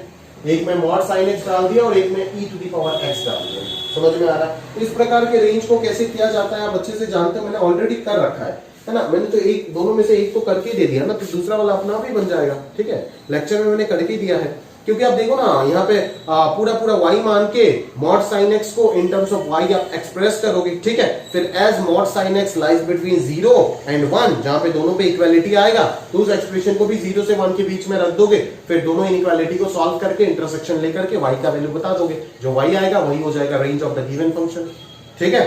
चलो, उसके बाद linear bye linear, quadratic by quadratic, ये सारे पैटर्न मैंने बना रखा है, सॉल्व करके दे दिया आपको, ठीक है? हाँ चलो, इसके बारे में मैं जरूर आपके साथ डिस्कस करना चाहूंगा, ठीक है? इसके बारे में मैं आपके साथ जरूर डिस्कस करना चाहूंगा। इस जगह पे देख सकते हो आप इस चीज को, ठीक है? इस क्वेश्चन को आप देख सकते हो, जहां पे क्वाड्रेटिक बाय क्वाड्रेटिक का पैटर्न तो बन रहा है, बट यहां पे कोई x नहीं है। x के जगह पे मैंने एक ट्रिग्नोमेट्रिक फंक्शन को इन्वॉल्व करा दिया, वो है आपका tan x। समझ में आ रहा है क्या? क्लियर है? तो इस प्रकार की सीन को आप किस प्रकार से हैंडल करोगे वो चीज आपको सीखना बहुत जरूरी है, ठीक है ना? वो आपके लिए सीखना बहुत इंपॉर्टेंट है, और उस चीज को ध्यान से आप सीखो और समझो पहले, है ना भाई? ठीक है, चलो जरा ध्यान से देखते हैं अपन, जरा ध्यान से देखते हैं, ठीक है? तो यहां से अपन क्या देख पाएंगे बोलो तो एक बार? सिंपल सा अगर फ्लैट पैटर्न की अगर मैं बात करूं तो यहां से आपको क्या समझ आ रहा है कि सर tan x को आप p सब्स्टिट्यूट कर दो एंड देन एज यूजुअल आप सॉल्व करो, ठीक है? ये क्वेश्चन अभी आप कर सकते हो, बट इसी tan x के जगह पे अगर मैं साइन लगा देता हूं दोस्त, तो शायद अभी आप नहीं कर पाओगे। आपको लोकेशन ऑफ रूट क्वाड्रेटिक का थोड़ा सा कंसेप्ट चाहिए होगा यहाँ पे, तब जाकर के शायद आप इस चीज को बना पाए, ठीक है? बट मैं आपको बोल रहा हूं क्यों साइन से अभी नहीं कर पाओगे, tan से कर पाओगे, वो आपको समझना जरूरी है। क्योंकि जब भी मैं इसको t मान करके सॉल्व करने जाऊंगा, एज यूजुअल जैसे ही मैं आपको t सब्स्टिट्यूट करूंगा तो ये आपके लिए एक जाना पहचाना क्वेश्चन बन जाएगा, ठीक है? समझ में आ रहा है ना? और जहां पे क्रॉस मल्टीप्लिकेशन करके क्वाड्रेटिक कंसेप्ट लगा करके आप इसको y का वैल्यू निकाल तो दोगे, डिस्क्रिमिनेंट वगैरह लगा के, चेक पॉइंट भी आप जरूर ध्यान रख दोगे, सब कुछ करोगे आप। बट एक सवाल यहां पे जरूर आता है कि सर व्हाट इज t, है ना? यहां पे आप बोल सकते हो t बिलोंग्स टू रियल, यहां पे आप बोल सकते हो t बिलोंग्स टू रियल, मतलब t का कोई भी रियल वैल्यू आ सकता है, जिस वजह से आप डायरेक्टली लिख दोगे discriminant greater than equal to 0, ठीक है ना? क्योंकि t कोई भी रियल वैल्यू हो सकता है, बिकॉज tan x का रेंज r होता है, tan x का कोई रोक टोक नहीं होता है, उसका रेंज पूरा पूरा r होता है, इसीलिए आप यहां पे निपट जाओगे। बट इस जगह पे जब आप t सब्स्टिट्यूट करने जाओगे तो t का वैल्यू जो होगा वो -1 से 1 पे रेस्ट्रिक्टेड है, तो -1 से 1 पे रेस्ट्रिक्टेड होने के कारण यहां पे आपको सिर्फ क्वाड्रेटिक जब आप सॉल्व करोगे, जो क्वाड्रेटिक इक्वल टू 0 डिस्क्रिमिनेंट पे कंडीशन लगाने जाओगे तो सिर्फ तब डिस्क्रिमिनेंट पे कंडीशन नहीं आएगा दोस्त, डिस्क्रिमिनेंट के साथ साथ और भी 2-3 एक्स्ट्रा कंडीशन आएगा, जिसको हम लोकेशन ऑफ रूट के नाम से जानते हैं, ठीक है ना? तो यहां पे एक हैवी कंसेप्ट क्वाड्रेटिक का कंसेप्ट यूज हो जाएगा, जिस कारण ये क्वेश्चन अभी मैं आपको स्किप कराऊंगा, ठीक है। आफ्टर क्वाड्रेटिक इक्वेशन इस प्रकार के क्वेश्चन आप कर सकते हो, बट ये अभी आप बिल्कुल सॉल्व कर सकते हो, ठीक है। सिमिलर काइंड ऑफ क्वेश्चन देखिएगा आपका शीट में, यहाँ पे प्रेजेंट है 52, लास्ट वाला क्वेश्चन अब देखिएगा, उस क्वेश्चन को मैं अभी के लिए आपको स्किप कराऊंगा, ठीक है। अभी के लिए आप इस चीज को छोड़ दीजिएगा, है ना। जैसे ही आप क्वाड्रेटिक कंसेप्ट सीख जाएंगे, लोकेशन ऑफ रूट वगैरह सब कुछ हो जाएगा, उसके बाद आप इस चीज को बिल्कुल कर सकते हैं। और जब रिवीजन करेंगे तो जो भी चीज छोड़ा जा रहा है उस चीज को एक एक चीज को बनाना ये आपका फर्ज बनता है, ठीक है। तो चलिए इस क्वेश्चन को अपन सॉल्व कर लेते हैं कहीं ना कहीं, ठीक है। अगर क्रॉस मल्टीप्लाई करेंगे तो ये कुछ y minus 1 into T square बनेगा, माइनस 2y इधर से अगर आएगा तो plus 2 minus 2y into T हो जाएगा, ठीक है। Plus 2y minus 12 is equal to 0। समझ आ रहा है क्या, ठीक है। तो t रियल नंबर है तो इस क्वाड्रेटिक का रूट्स क्या हो जाएगा, रियल हो जाएगा। तो अपन क्या बोल सकते हैं कि discriminant is greater than equal to 0। समझ में आ रहा है ना। तो डिस्क्रिमिनेंट अगर ग्रेटर देन इक्वल टू 0 हो जाता है तो कहीं ना कहीं अपन क्या बोलेंगे कि b स्क्वायर माइनस 4ac का जो सीन है वो ग्रेटर देन इक्वल टू 0 हो जाएगा। तो b स्क्वायर माइनस 4ac का जो सीन बनेगा वो हो जाएगा b square minus 4 into a into c greater than equal to 0। समझ में आ रहा है ना। B square minus 4 into a into c greater than equal to 0। समझ आ रहा है क्या, क्लियर है। तो ये हो जाएगा 4 into 1 minus y whole square minus 4, है ना। इधर कितना आ रहा है 2y square minus 12y minus 2y that is 14y plus 12 greater than equal to 0। सही है। तो इधर से 4y स्क्वायर बचेगा minus 8y square that is minus 4y square हो जाएगा। यहां से आ जाएगा आपका माइनस 8y प्लस 56, ठीक है। तो ये हो जाएगा कहीं ना कहीं 48y, है ना। और इधर हो जाएगा 4 और माइनस 48 दैट इज माइनस 44 हो जाएगा ग्रेटर देन इक्वल टू 0। अगर माइनस 4 कॉमन लेकर के डिवाइड वगैरह मार देते तो ये क्या हो जाएगा minus 12y plus 11 less than equal to 0 हो जाएगा, क्योंकि इनइक्वालिटी चेंज होगा ना, नेगेटिव से आप अगर डिवाइड करोगे। तो यहाँ पे आंसर क्या आएगा आपका y बिलोंग्स टू 1 से 11 आपको क्लियरली दिख रहा है। अभी आपको चेक पॉइंट यूज करना पड़ेगा क्योंकि बाय डिफॉल्ट हमने मान रखी ये क्वाड्रेटिक है, हकीकत में ये क्वाड्रेटिक है या नहीं किसी को नहीं पता। दैट्स व्हाई आपको ये चेक पॉइंट यूज करना पड़ेगा कि अगर y का वैल्यू 1 हो जाता है तो कहानी में क्या ट्विस्ट आएगा देखते हैं, ठीक है। अगर y 1 हो जाता है तो ये खत्म, है ना, ये भी खत्म, और इधर कितना आ जाएगा 2 into 1 minus 12 that is minus 10 is equal to 0. Is it possible? No, it's not possible. तो क्या y का वैल्यू 1 आंसर में आ सकता है? नहीं, y का वैल्यू 1 आंसर में नहीं आ सकता है। तो as y not equal to 1 तो आंसर क्या हो जाएगा y belongs to 1 से लेकर के 11 हो जाएगा, ठीक है ना। This will be the range of the given function. समझ आ रहा है ना जिस तरीके से अपन इसको सॉल्व किए हैं। अगर आप चेक पॉइंट यूज नहीं करते तो 1 को आप आंसर में इंक्लूड कर देते और आप पूरे तरीके से फंस जाते। क्लियर है दोस्त, समझ में आ रहा है ना। तो this is the final range of the function जिसको आपने सॉल्व कर दिए। बस t रियल नंबर है इस वजह से। अगर यहाँ पे t का रेस्ट्रिक्टेड होता, रेस्ट्रिक्शन होता t किसी फाइनाइट वैल्यू फाइनाइट इंटरवल में रेस्ट्रिक्टेड होता तो यहाँ पे थोड़ा सा और आपको सोचना पड़ता। क्या सोचना पड़ता एग्जैक्टली अपन लोकेशन में वो चीज बातचीत करेंगे, ठीक है। इस क्वेश्चन को मैं और भी शॉर्ट से सॉल्व कर सकता हूं, ठीक है। अगर आपका विजुअलाइजेशन स्ट्रांग है तो आप बहुत ही तेजी से इस चीज को सॉल्व कर सकते हो। कैसे कि देखो जो नीचे जो चीज बैठा हुआ है वो एज इट इज ऊपर आपको दिख रहा होगा, ठीक है। जो चीज नीचे बैठा हुआ है वो चीज एज इट इज आपको ऊपर दिख रहा होगा। तो क्यों ना आप इसी चीज को इस प्रकार से अरेंजमेंट कर दो। इसको समझ में आ रहा है क्या, क्लियर है क्या, पक्का। अभी तो पूरा दिख गया होगा आपको कहानी, समझ में आ रहा है ना। अभी ये नालायक क्या बन जाएगा 1 बन जाएगा और ये 10 डिवाइडेड बाई ये क्या हो जाएगा 10x माइनस 1 का होल स्क्वायर प्लस 1 बन जाएगा। समझ में आ रहा है क्या, क्लियर है। अभी देख 10x का वैल्यू तो रियल होता है, कोई फर्क नहीं पड़ता है, तो 10x माइनस 1 भी रियल होगा। अभी रियल का अगर मैं स्क्वायर करूंगा तो आंसर हमेशा क्या हो जाएगा, आंसर हो जाएगा 0 से इंफिनिटी होगा और प्लस 1 यहाँ पे है। एक इंटरवल है और बाकी सारे के सारे एलिमेंट है तो आराम से ऑपरेट किया जा सकता है जैसे मैंने आपको सिखाया था। तो 1 अगर मैं ऐड कर देता हूं तो 1 से इंफिनिटी बन जाएगा। 10 बाई 1 क्या हो जाएगा 10 हो जाएगा, है ना। और 10 बाई अच्छा डिनोमिनेटर अगर मैक्सिमम होगा तो ओवरऑल एक्सप्रेशन मिनिमम होगा। तो मैक्सिमम कितना इंफिनिटी 10 बाई इंफिनिटी 0 हो गया और 10 बाई 1 कितना आ गया 10 आ गया। यहाँ पे क्लोज बिकॉज यहाँ पे क्लोज है, यहाँ पे ओपन है तो यहाँ पे ओपन है। अभी 1 जोड़ दो तो ये हो जाएगा 1 और ये हो जाएगा 11। क्या आंसर मैच हुआ, दोनों बराबर मैच हुआ। समझ में आ रहा है ना। बट ये हमारा ओरिजिनल टेक्निक है जो हमें सीखना सबसे पहला धर्म है। अगर ये नहीं आता है तो ये सब जुगाड़ करके भी कुछ नहीं कर पाओगे, ठीक है ना। आईआईटी कोई जुगाड़ नहीं पूछेगा आपको, आईआईटी प्रॉपर मेथड पे सवाल पूछेगा और वही क्वेश्चन आएगा जो जुगाड़ से फेल होता है, ठीक है। बट फिर भी अपना एप्टीट्यूड डेवलप करने के लिए अपन इस प्रकार की चीजें सिखा के देते हैं और भरपूर ये एग्जाम में काम भी आते हैं। समझ में आ रहा है ना, ऐसा नहीं कि काम नहीं आते, बिल्कुल यहाँ पे प्रॉपर लॉजिक के साथ। बट ना बिना समझे ये सब सीखना पाप है, बट समझ के इसके अलावा सब्स्टिट्यूट तैयार करके रखना वो एक पुण्य है। समझ में आ रहा है ना? क्लियर है? आगे के सवाल देखते हैं नेक्स्ट में क्या क्या दे रखा है। ठीक है, हाँ यहाँ पे और कुछ क्वेश्चन मैं स्किप कराऊंगा क्योंकि यहाँ पे डिफरेंशिएशन का यूज आएगा। मैंने आपको पहले क्लास में ही बोला था कि रेंज इतना वास्ट टॉपिक है, पूरा कैलकुलस पढ़ने के बाद ही लगता है कि रेंज शायद कम रहेगा। ठीक है ना? रेंज अकेला एक फंक्शन पार्ट 1 में सीखने का टॉपिक नहीं है, फंक्शन पार्ट 2, पार्ट 3, इनफैक्ट पूरा डिफरेंशियल कैलकुलस जिस दिन सॉल्व होगा, पूरा खत्म होगा क्लास में, उस दिन को जाकर के आप 12 वाले को पूछिएगा क्या मैं डिफरेंशियल कैलकुलस का एंड पे एक्स्ट्रा एक चैप्टर ग्राफ एंड रेंज बोल के कराता हूं, जो कि ना आईटी के सिलेबस में ना ही किसी चीज का सिलेबस में, बट फिर भी कराना फर्ज है। क्यों? क्योंकि आईटीजी बीच बीच में इस प्रकार के रेंज इन्वॉल्व कर देगा, जहां पे आपको अगर शायद उस प्रकार के रेंज आप प्रैक्टिस नहीं करोगे तो नहीं होगा। तो कहने का मतलब यह है कि आपका क्वाड्रेटिक हो गया, सीक्वेंस सीरीज हो गया, अच्छा खासा ट्रिग्नोमेट्री हो गया, फिर आपका अच्छा खासा कैलकुलस हो गया, सारे चीज यूज करके रेंज का क्वेश्चन बनाए जा सकते हैं, और वो कहीं ना कहीं एक डिफिकल्ट सेक्शन में आ जाता है, जो हम at the end of differential calculus discuss करने वाले हैं। ठीक है, अभी के लिए आप ये सारी चीजें नहीं कर सकते हो,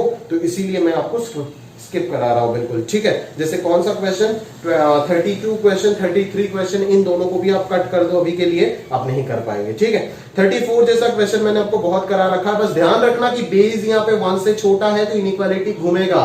बच्चे यहाँ पे गड़बड़ करते हैं कि डायरेक्टली लॉग लगा देते हैं, ठीक है ना, बट डायरेक्टली लॉग लगाओगे जो है ना, मतलब वो उल्टा घूमेगा, इस चीज में ध्यान रखना, क्योंकि 5x² - 8x+4 का वैल्यू अगर मान लो आपका 2 से इंफिनिटी आ गया, मान लो इस क्वाड्रेटिक का रेंज तो आप निकाल ही सकते हो ना परफेक्ट स्क्वायर से, तो इसका वैल्यू अगर 2 से इंफिनिटी आ गया तो बच्चे डायरेक्टली आंसर दे देते हैं log 2 यहाँ पे 4/5 से इंफिनिटी। अरे नहीं होगा दोस्त, ऐसे आंसर हो जाएगा -इंफिनिटी से log 2 बेस 4/5, इस प्रकार से। समझ में आ रहा है ना? Because base is less than 1, graph log का डिक्रीजिंग होगा तो पूरा आंसर पलट जाएगा। समझ में आ रहा है ना? ये चीज अच्छे से मैं आपके साथ डिस्कस कर रखा हूँ आपका रेंज वाले लेक्चर में। ठीक है, 1.5 घंटे का 2 लेक्चर था। समझ में आ रहा है ना? बहुत कुछ बात किया उधर। अगेन 35, 36 में बिल्कुल टच नहीं करने वाला दोस्त। 35, 36 प्रकार के क्वेश्चन मैंने आपको ऑलरेडी करा रखा है क्लास में। ठीक है, 37 आप अभी के लिए स्किप कर दो, बिकॉज ये सिंपल है, एकदम सिंपल है। a cos theta plus b sin theta, इस प्रकार के फंक्शन का रेंज क्या होता है वो अगर आपको पता चलेगा तभी आप कर पाओगे। ठीक है, तो वो आप ट्रिग्नोमेट्री में सीख जाओगे, उसके बाद आप इस चीज को आराम से कर सकते हो, कोई इशू नहीं है। ठीक है, चलो फिर आता है आपका फिर आता है सर यहाँ पे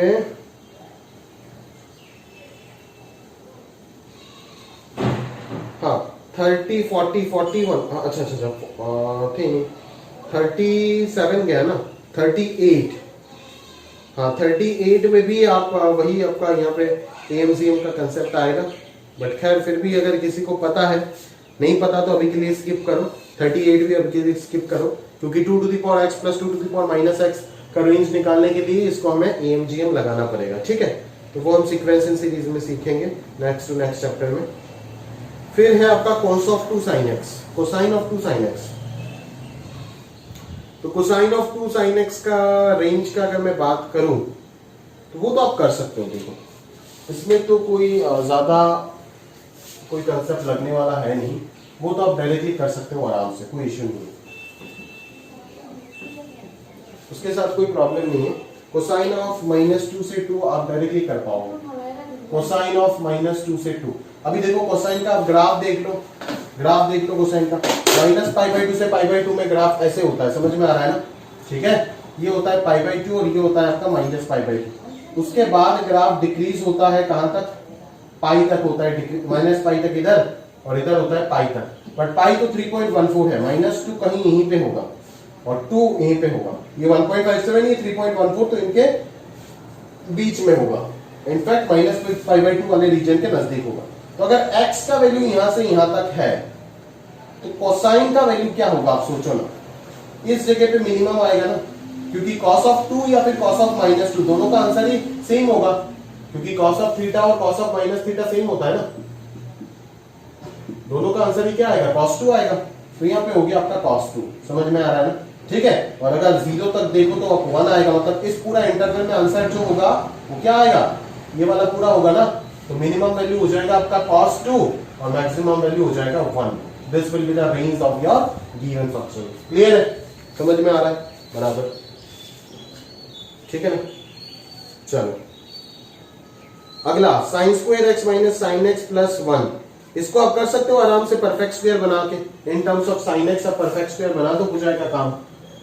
sign square x minus sine x plus 1 है ना, तो आप इसको sine x minus half whole square बना सकते हो और प्लस 3/4 बना सकते हो. क्लियर है?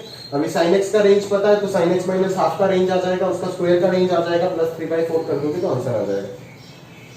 चलो 1/2 cos x माइनस 1 कर सकते हो. पहले 2 cos x माइनस 1 का रेंज निकालो, फिर 1/x का ग्राफ से रेसिप्रोकल से आप निकाल दो उसका range. Mod sin x plus mod cos x, इसका रेंज चाहिए ना, तो इसका रेंज के लिए अभी आप क्या करोगे? Mod sin x plus mod cos x. यहां पे भी तो अगर मैं सोचूं, अगर मैं दोनों पे MGM लगाया तो ये greater than mod sin x by 2 हो जाएगा. sin 2 x बाई 2 1/√2 से बड़ा होगा हमेशा. और मैक्सिमम एट मैक्स क्या बन सकता है? अदरवाइज तो डिफाइन करना पड़ जाएगा. एट मैक्स क्या बन सकता है? ये √2 से बड़ा तो हो ही नहीं सकता है. खैर वही AMGM कंसेप्ट यूज होगा. अभी के लिए स्किप करो इसको. 30 42 को अभी के लिए स्किप करो. ठीक है ना? AMGM तो चाहिए होगा मिनिमम वैल्यू लगाने के लिए. हाँ 43 में आपको उल्लू बनाया. देखो √1 माइनस साइन स्क्वायर एक्स को आप मॉड्यूलस ऑफ cos x लिख सकते हो. As modulus of cos x का रेंज पता है 0 to 1, तो आराम से उसको ऑपरेट करके आप निकाल दो आंसर. ठीक है? Log of fraction part. Log of fraction part तो सिंपल है. फ्रैक्शन पार्ट का आंसर क्या होता है? फ्रैक्शन पार्ट का आंसर क्या होता है? 0 से 1 होता है ना. अभी 0 तो हो नहीं पाएगा, 1 भी हो नहीं पाएगा क्योंकि फ्रैक्शन पार्ट 1 होता नहीं, तो इन बिटवीन देम रहेगा. तो इन बिटवीन देम जब भी रहता है तो लॉग का आंसर क्या होता है? माइनस इंफिनिटी से 0 ओपन तक होगा ना, क्योंकि 1 अगर हो पाता तभी आंसर 0 हो पाता. बट एज फ्रैक्शन पार्ट कभी 1 नहीं हो पाएगा तो ये लॉग का आंसर भी 0 नहीं हो पाएगा. तो ये हो जाएगा range of the function. Box of sine of fraction part. अरे भाई साइन ऑफ फ्रैक्शन पार्ट खुद हमेशा 0 से 1 के बीच में होता है, तो साइन ऑफ फ्रैक्शन पार्ट तो 0 से 1 के बीच में ही होगा ना, तो उसका बॉक्स हमेशा क्या होगा? 0 होगा. तो डायरेक्टली आंसर आएगा क्या आएगा? 0 आएगा. ठीक है? चलो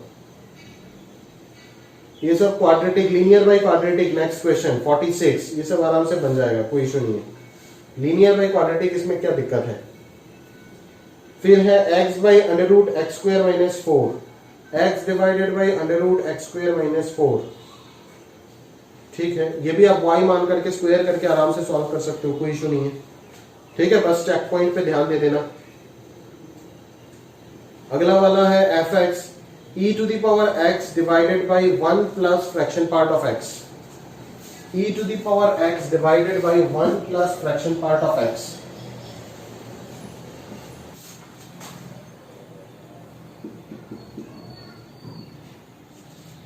तो इसमें देखो e to the power x का रेंज तो आप जानते हो. e to the power x हमेशा क्या होगा? 0 से इंफिनिटी होगा. और बॉक्स x का तो कोई फिक्स रेंज नहीं है दोस्त. बॉक्स x तो पॉजिटिव भी हो सकता है, नेगेटिव भी हो सकता है. ये कैसा सवाल है? प्रॉब्लमेटिक सीन हो जाएगा ना ये तो केस बन जाएगा, क्योंकि जब x पॉजिटिव होगा तो कोई सीन बनेगा, x नेगेटिव अगर होगा तो कोई सीन बनेगा.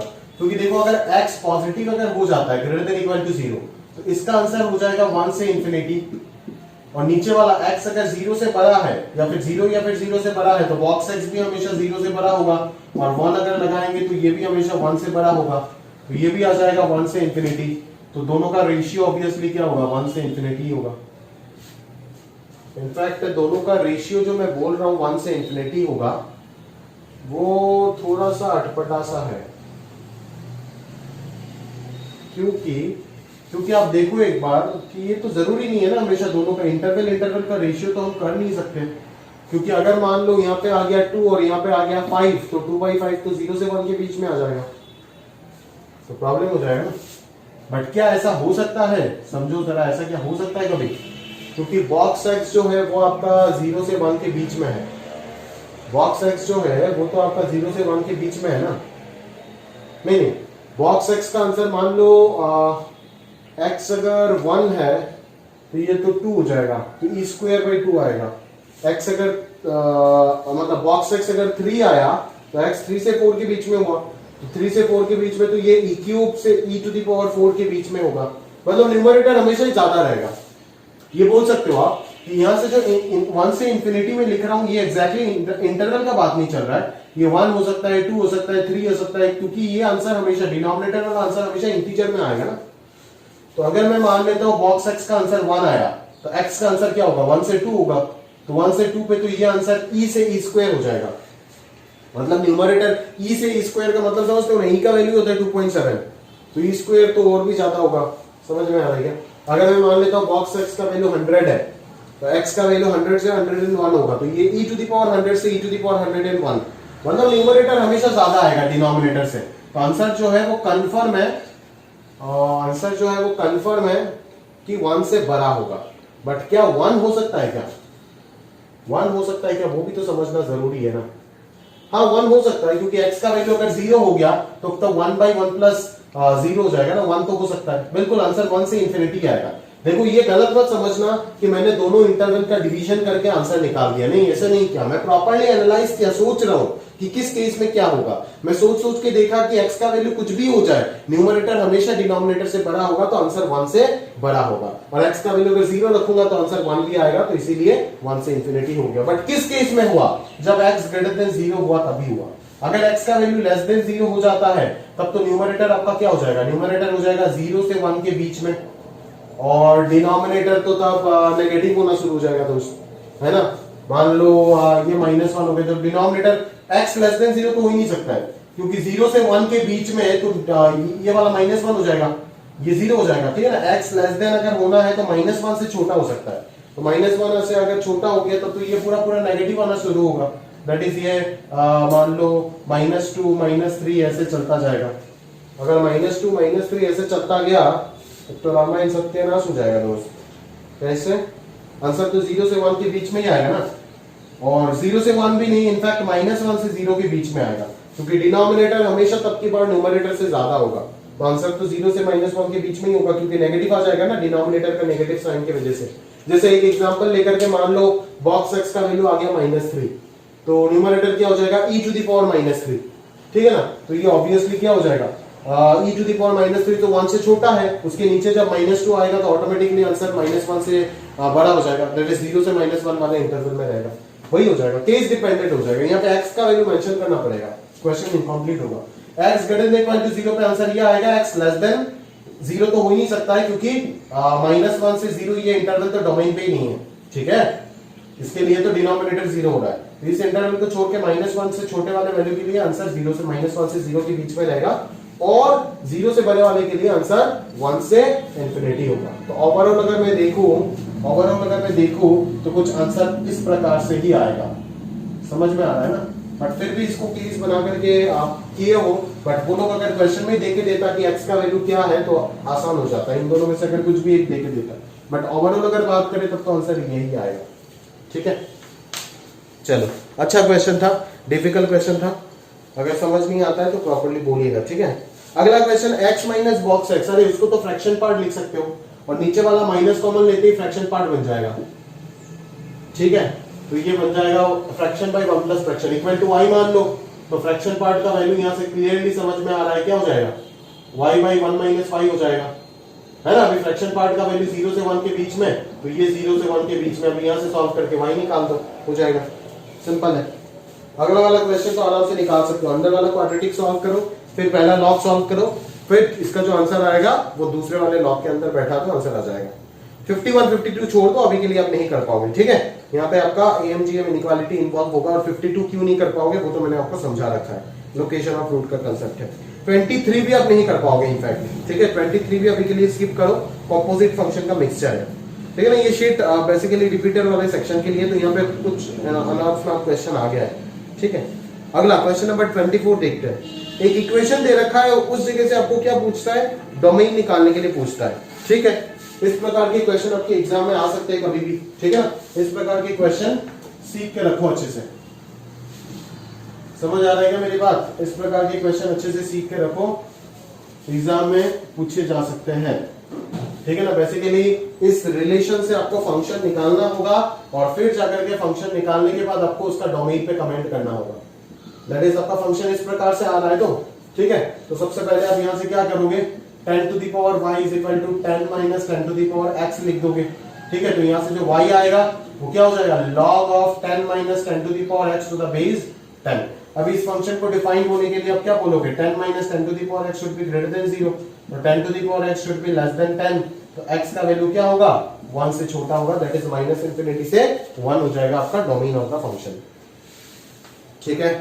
चलो 25 अगेन एक अच्छा क्वेश्चन है, बोल के दिया है कि फंक्शन इवन फंक्शन है, तो b का रेंज क्या होगा, b का रेंज क्या होगा। अच्छा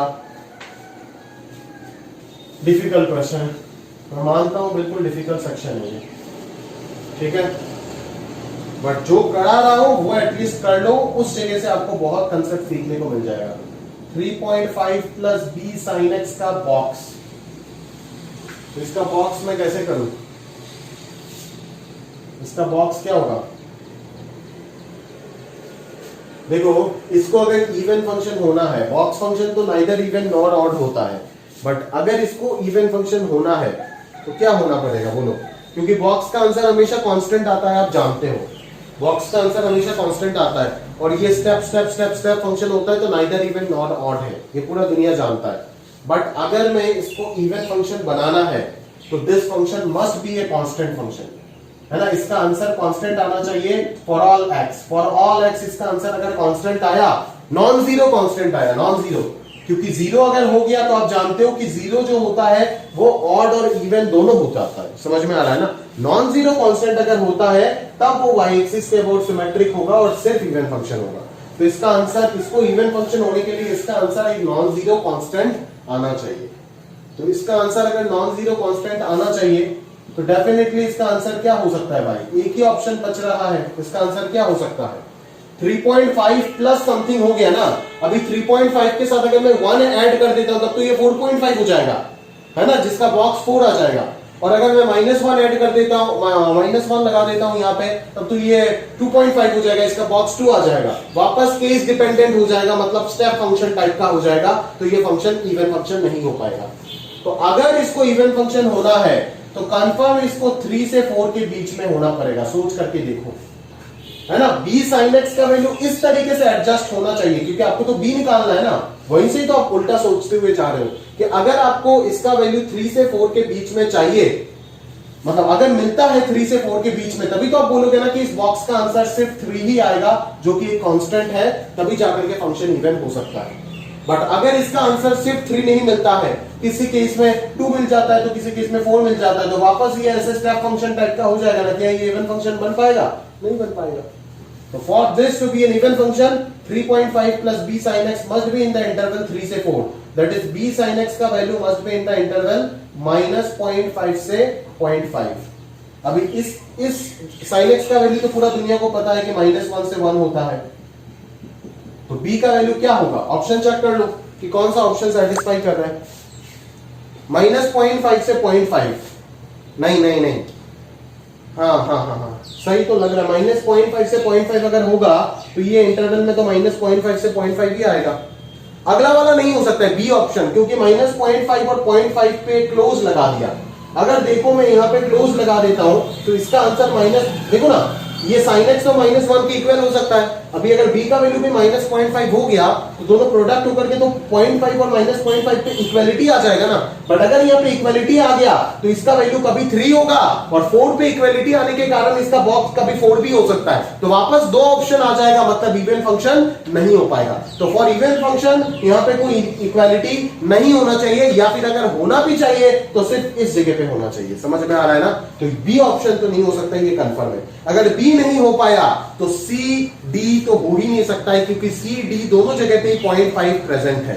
समझ में आ रहा है, सी डी तो हो ही नहीं सकता है, तो ओनली पॉसिबल ऑप्शन जो होगा आपका वो क्या हो जाएगा, ए ऑप्शन हो जाएगा। समझ में आ रहा है ना। एक अच्छा क्वेश्चन था, तगड़ा क्वेश्चन है, अच्छे से इसको समझ करके रखो और प्रॉपर्ली नोट्स बना करके रखो, ठीक है। चलो आगे देखते हैं।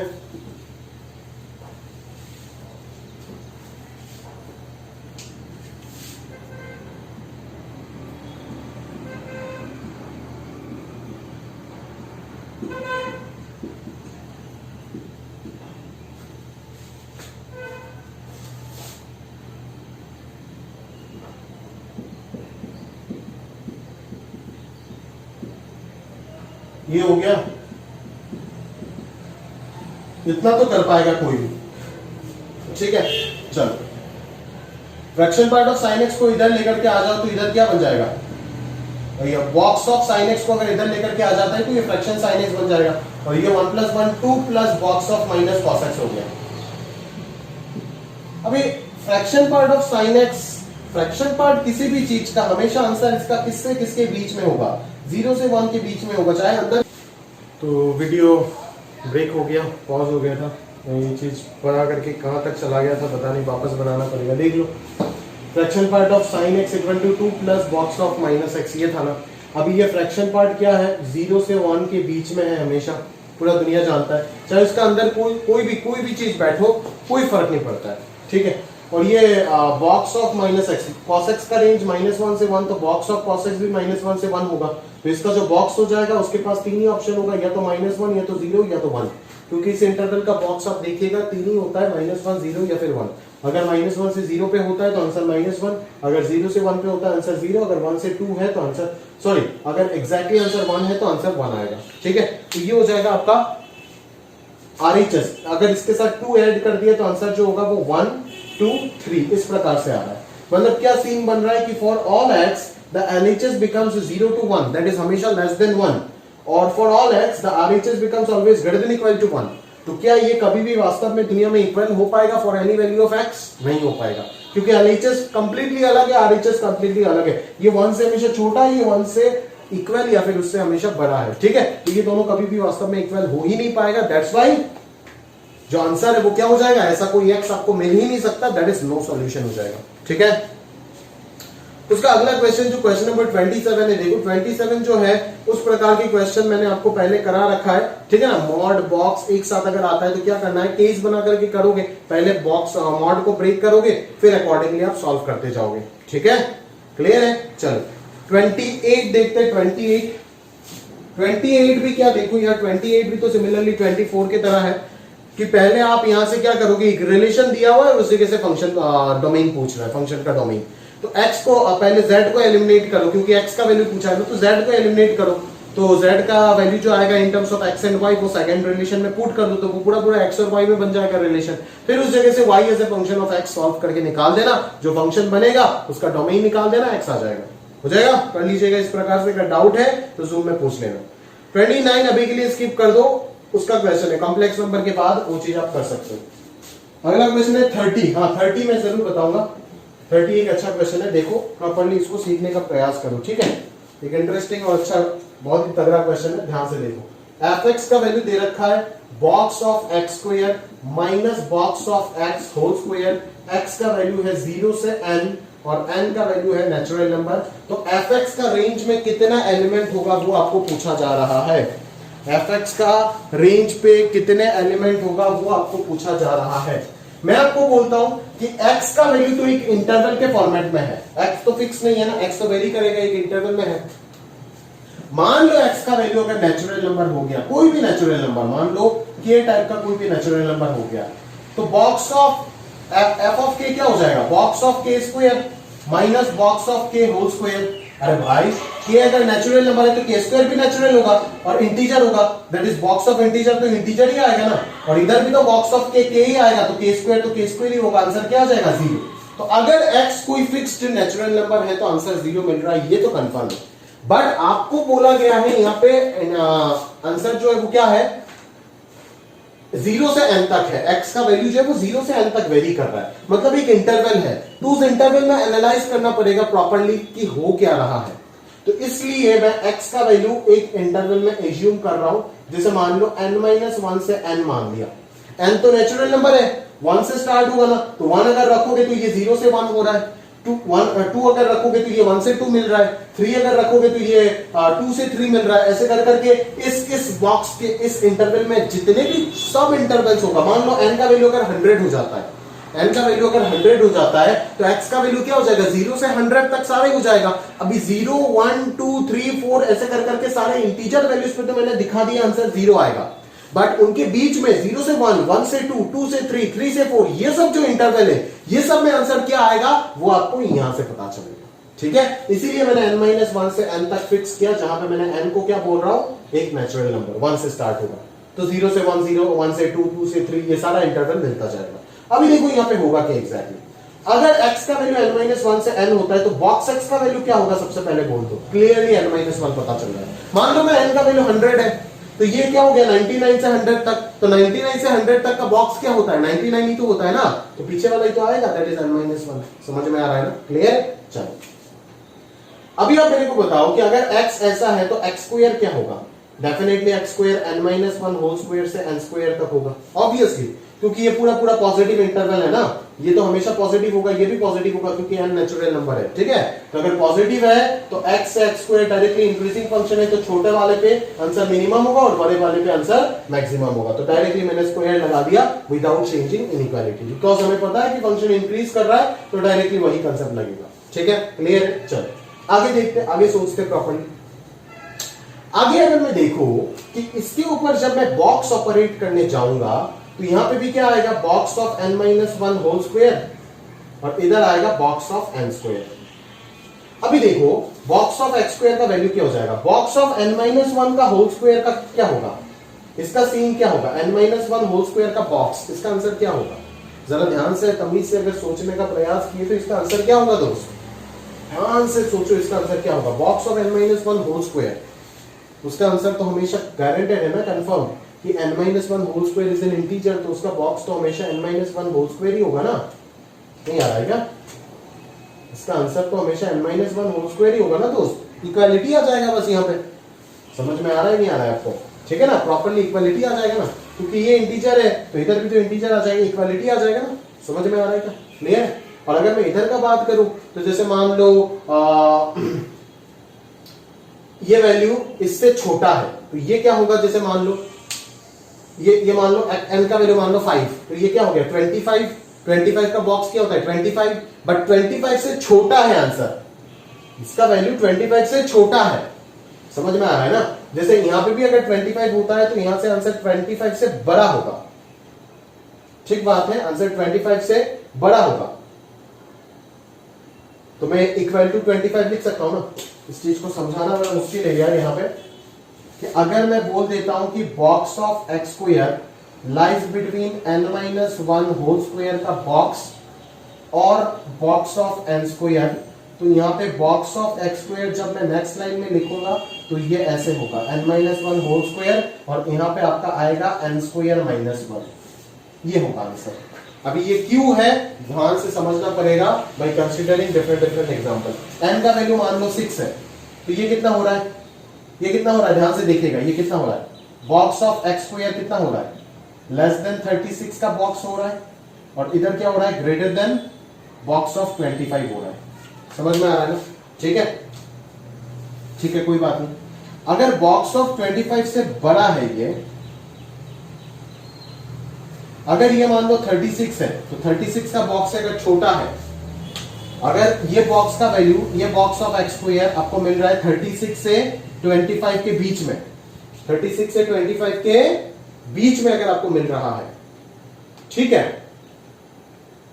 तो मैं यहां पे क्या बोल सकता हूं कि आंसर जो होगा बॉक्स ऑफ x स्क्वायर का, ये तो हमेशा इंटीजर होगा ना, तो इन बिटवीन इंटीजर कौन है, 26 से स्टार्ट होगा और 35 पे खत्म हो जाएगा, ऐसे तो होगा ना, 26 से स्टार्ट होगा और 35 पे खत्म हो जाएगा, क्लियर है। तो बेसिकली यहाँ पे एक +1 होना चाहिए, तो इससे आंसर यहां तक होगा, समझ में आ रहा है ना। अगर इससे यहां तक होगा तो अभी मुझे क्या चाहिए, fx चाहिए ना, तो fx अगर चाहिए तो और इससे आप माइनस बॉक्स x का होल स्क्वायर कर दो, और बॉक्स x का होल स्क्वायर माइनस, मतलब बॉक्स x का होल स्क्वायर दैट इज किसको माइनस कर रहे हो, n-1 होल स्क्वायर को माइनस कर रहे हो ना, तो यहां से अगर n-1 होल स्क्वायर माइनस कर देते तो 1 बच जाएगा, और इधर सॉल्व होकर के कितना आ रहा है, n स्क्वायर कैंसिल हो जाएगा, -1 -2 हो जाएगा, तो ये 2n - 2 हो जाएगा,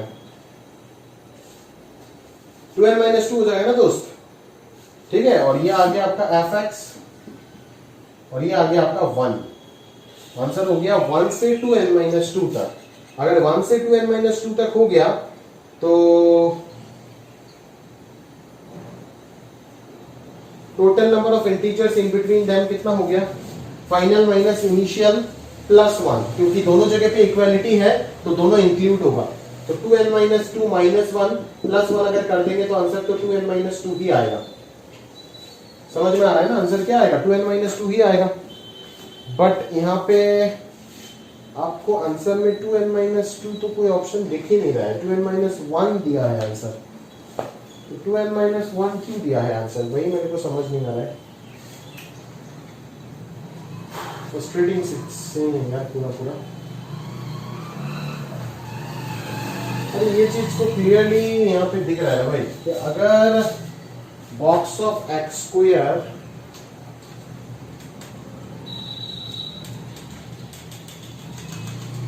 पता नहीं, छोड़ो आप सोचिएगा। अगर आपको 2n माइनस 1 आंसर मिल रहा है तब तो ठीक है, अदरवाइज तो 2n माइनस 2 ही होना चाहिए आंसर। अगर आपको सोच के पता चलता है तो ठीक है, नहीं तो मेरे को जूम में याद दिलाएगा, मैं एक और बार सोच के आपको बताऊंगा। ठीक है, याद रखिएगा ये क्वेश्चन जूम में मेरे को याद दिलाना। ठीक है, 31 अभी नहीं कर सकते, 32 अभी नहीं कर सकते, छोड़ देना दोनों क्वेश्चन। ठीक है, 33 कर सकते हो, 33 कर सकते हो, बता के दे देता हूं। f of minus pi by 4 का वैल्यू पूछा है जहां पे f ऑफ पाई बाई 4 दिया हुआ है। ठीक है, अगर आप ध्यान से देखेंगे तो आपका fx क्या है, a tan x plus b x to the power 5 plus 2 है ना। तो आप क्लियरली देखो कि ये फंक्शन जो है वो ऑड फंक्शन है पूरा।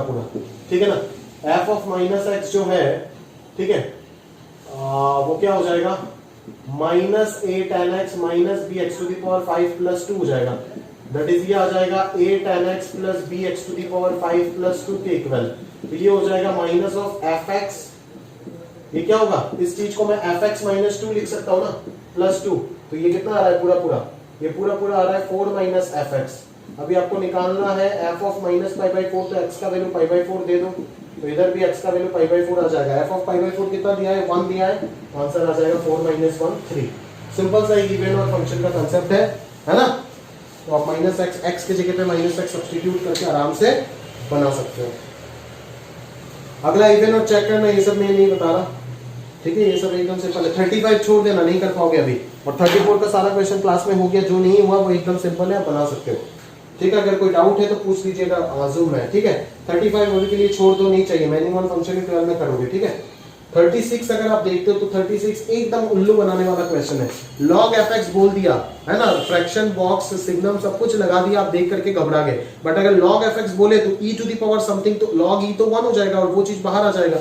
तो ये hx का जो वैल्यू है वो क्लियरली दिख रहा है, क्या आएगा, hx का वैल्यू आ जाएगा ये, डायरेक्टली आपको पता चल रहा है कि ये आ जाएगा hx का वैल्यू, देख के पता चल रहा है। ठीक है, ये हो जाएगा। अभी ये क्या है, fraction part of something plus box of something, जिसका आंसर डायरेक्टली क्या आ जाएगा, ओरिजिनल फंक्शन, क्योंकि fraction of something plus box of something क्या हो जाता है, समथिंग हो जाता है, मतलब ये आ गया। अभी अगर इसको चेक करना है, इतना बड़ा फंक्शन था hx जो कि इतना छोटा फंक्शन में रिड्यूस हो गया, देखो, तो इसको अगर चेक करना है तो h ऑफ माइनस एक्स का वैल्यू माइनस एक्स रख दो ना भाई। ठीक है, तो ये हो जाएगा। अभी ये क्या है, ये तो इवन फंक्शन है, ये तो इवन फंक्शन है, बट सिग्नम क्या है, सिग्नम तो ऑड फंक्शन है ना, तो ये माइनस ऑफ सिग्नम एक्स हो जाएगा, दैट इज ये माइनस ऑफ hx के बराबर आ गया। सिग्नम ऑड फंक्शन है ना, सिग्नम का ग्राफ देखो ना, इस प्रकार से ओरिजिन के अबाउट सिमेट्रिक होता है ना, तो सिग्नम ऑड फंक्शन है। अगर सिग्नम ऑड फंक्शन है तो signum of minus x minus signum x हो जाएगा, माइनस बाहर आएगा तो ये माइनस ऑफ hx हो गया, माइनस hx अगर हो गया ये, तो ये क्या हो जाएगा, ऑड फंक्शन बन जाएगा। ठीक है, because h of minus x का वैल्यू क्या आ गया, माइनस hx के इक्वल आ गया। चलो, तो ए ऑप्शन हो जाएगा। 37 अगर आपको करना है तो अलग अलग इंटरवल में आप डिफाइन कीजिए फंक्शन को, आराम से हो जाएगा। अलग अलग इंटरवल में डिफाइन कीजिए। आपको तो अनाप शनाप चीजें बना करके पूरा कंफ्यूज कर रखा है, बट हकीकत में अगर थोड़ा सा पैशंस रखते हैं तो फंक्शन इतना सिंप्लीफाइड तरीके से लिखा गया है जिसका कोई हद ही नहीं है सर।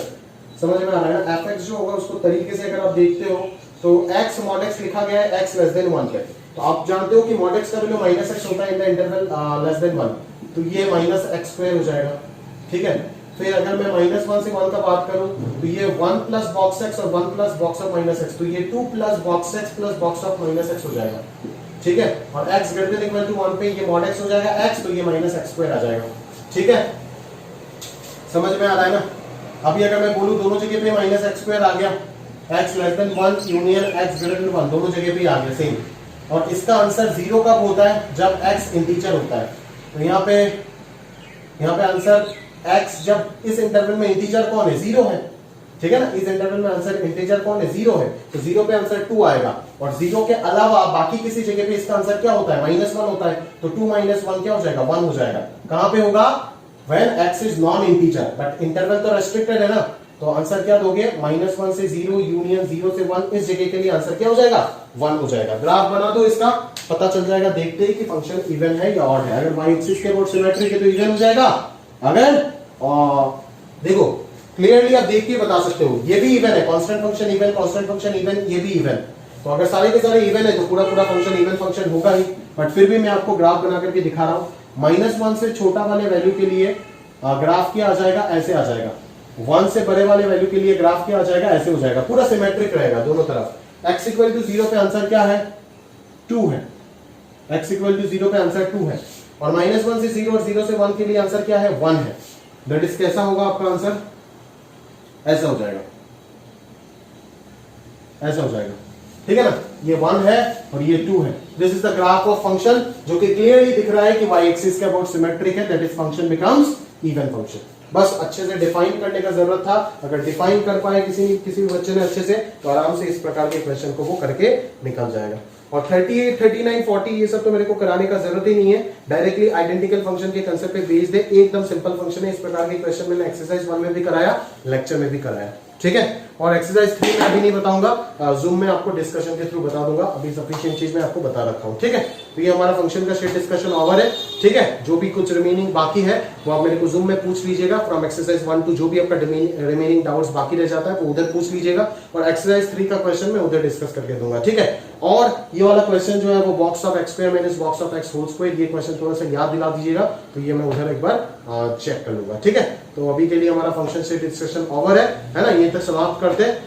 टफ शीट था, डिफिकल्ट सेक्शन था, बट जरूरी नहीं है कि हर जगह पे ऐसा होगा, क्योंकि यहाँ पे आपको कैलकुलस का बहुत फ्लेवर मिल गया, ठीक है। जो कि अभी बस आपका कैलकुलस का बिगिनिंग हुआ है, शुरू हुआ है ना। बट आगे जाकर के जब आप कैलकुलस पूरा ग्रिप में आ जाएगा आपका, तब शायद जब आप इस शीट को करेंगे वापस आपको बहुत आसान लगे। ऐसे होता है दोस्त, ठीक है। आज मैं किसी क्वेश्चन को कर रहा हूं तो मेरे को इतना पजल सिचुएशन हो रहा है, बट जब भी मैं मैच्योर हो जाऊंगा और मेरा दिमाग और एडवांस लेवल में चला जाएगा, तब जब मैं उस क्वेश्चन को करूंगा तो मेरे को शायद बहुत आसान लग जाए और उस जगह से कॉन्फिडेंस गेन होता है। इसीलिए बोल रहा हूं कि हार मत मानो, पैशंस मत छोड़ो, लगे रहो तो होगा। ये अनिवार्य, ये गारंटी, ये मेरा गारंटी लेकर के जाओ। मैं लिख करके दूंगा आपको कागज में कि ये होना ही होना तय है। बट अगर आप लगे रहते हो, ठीक है। अगर लगे नहीं रहोगे और फालतू में झूठ मूठ बोलोगे तब तो काम नहीं चलेगा, ठीक है। तो आज के लिए क्लास यहीं पे समाप्त करते हैं। अलविदा। जूम पे मिलेंगे प्रॉपर्ली और उधर जो भी रिमेनिंग डाउट्स है वो डिस्कस कर देंगे, ठीक है।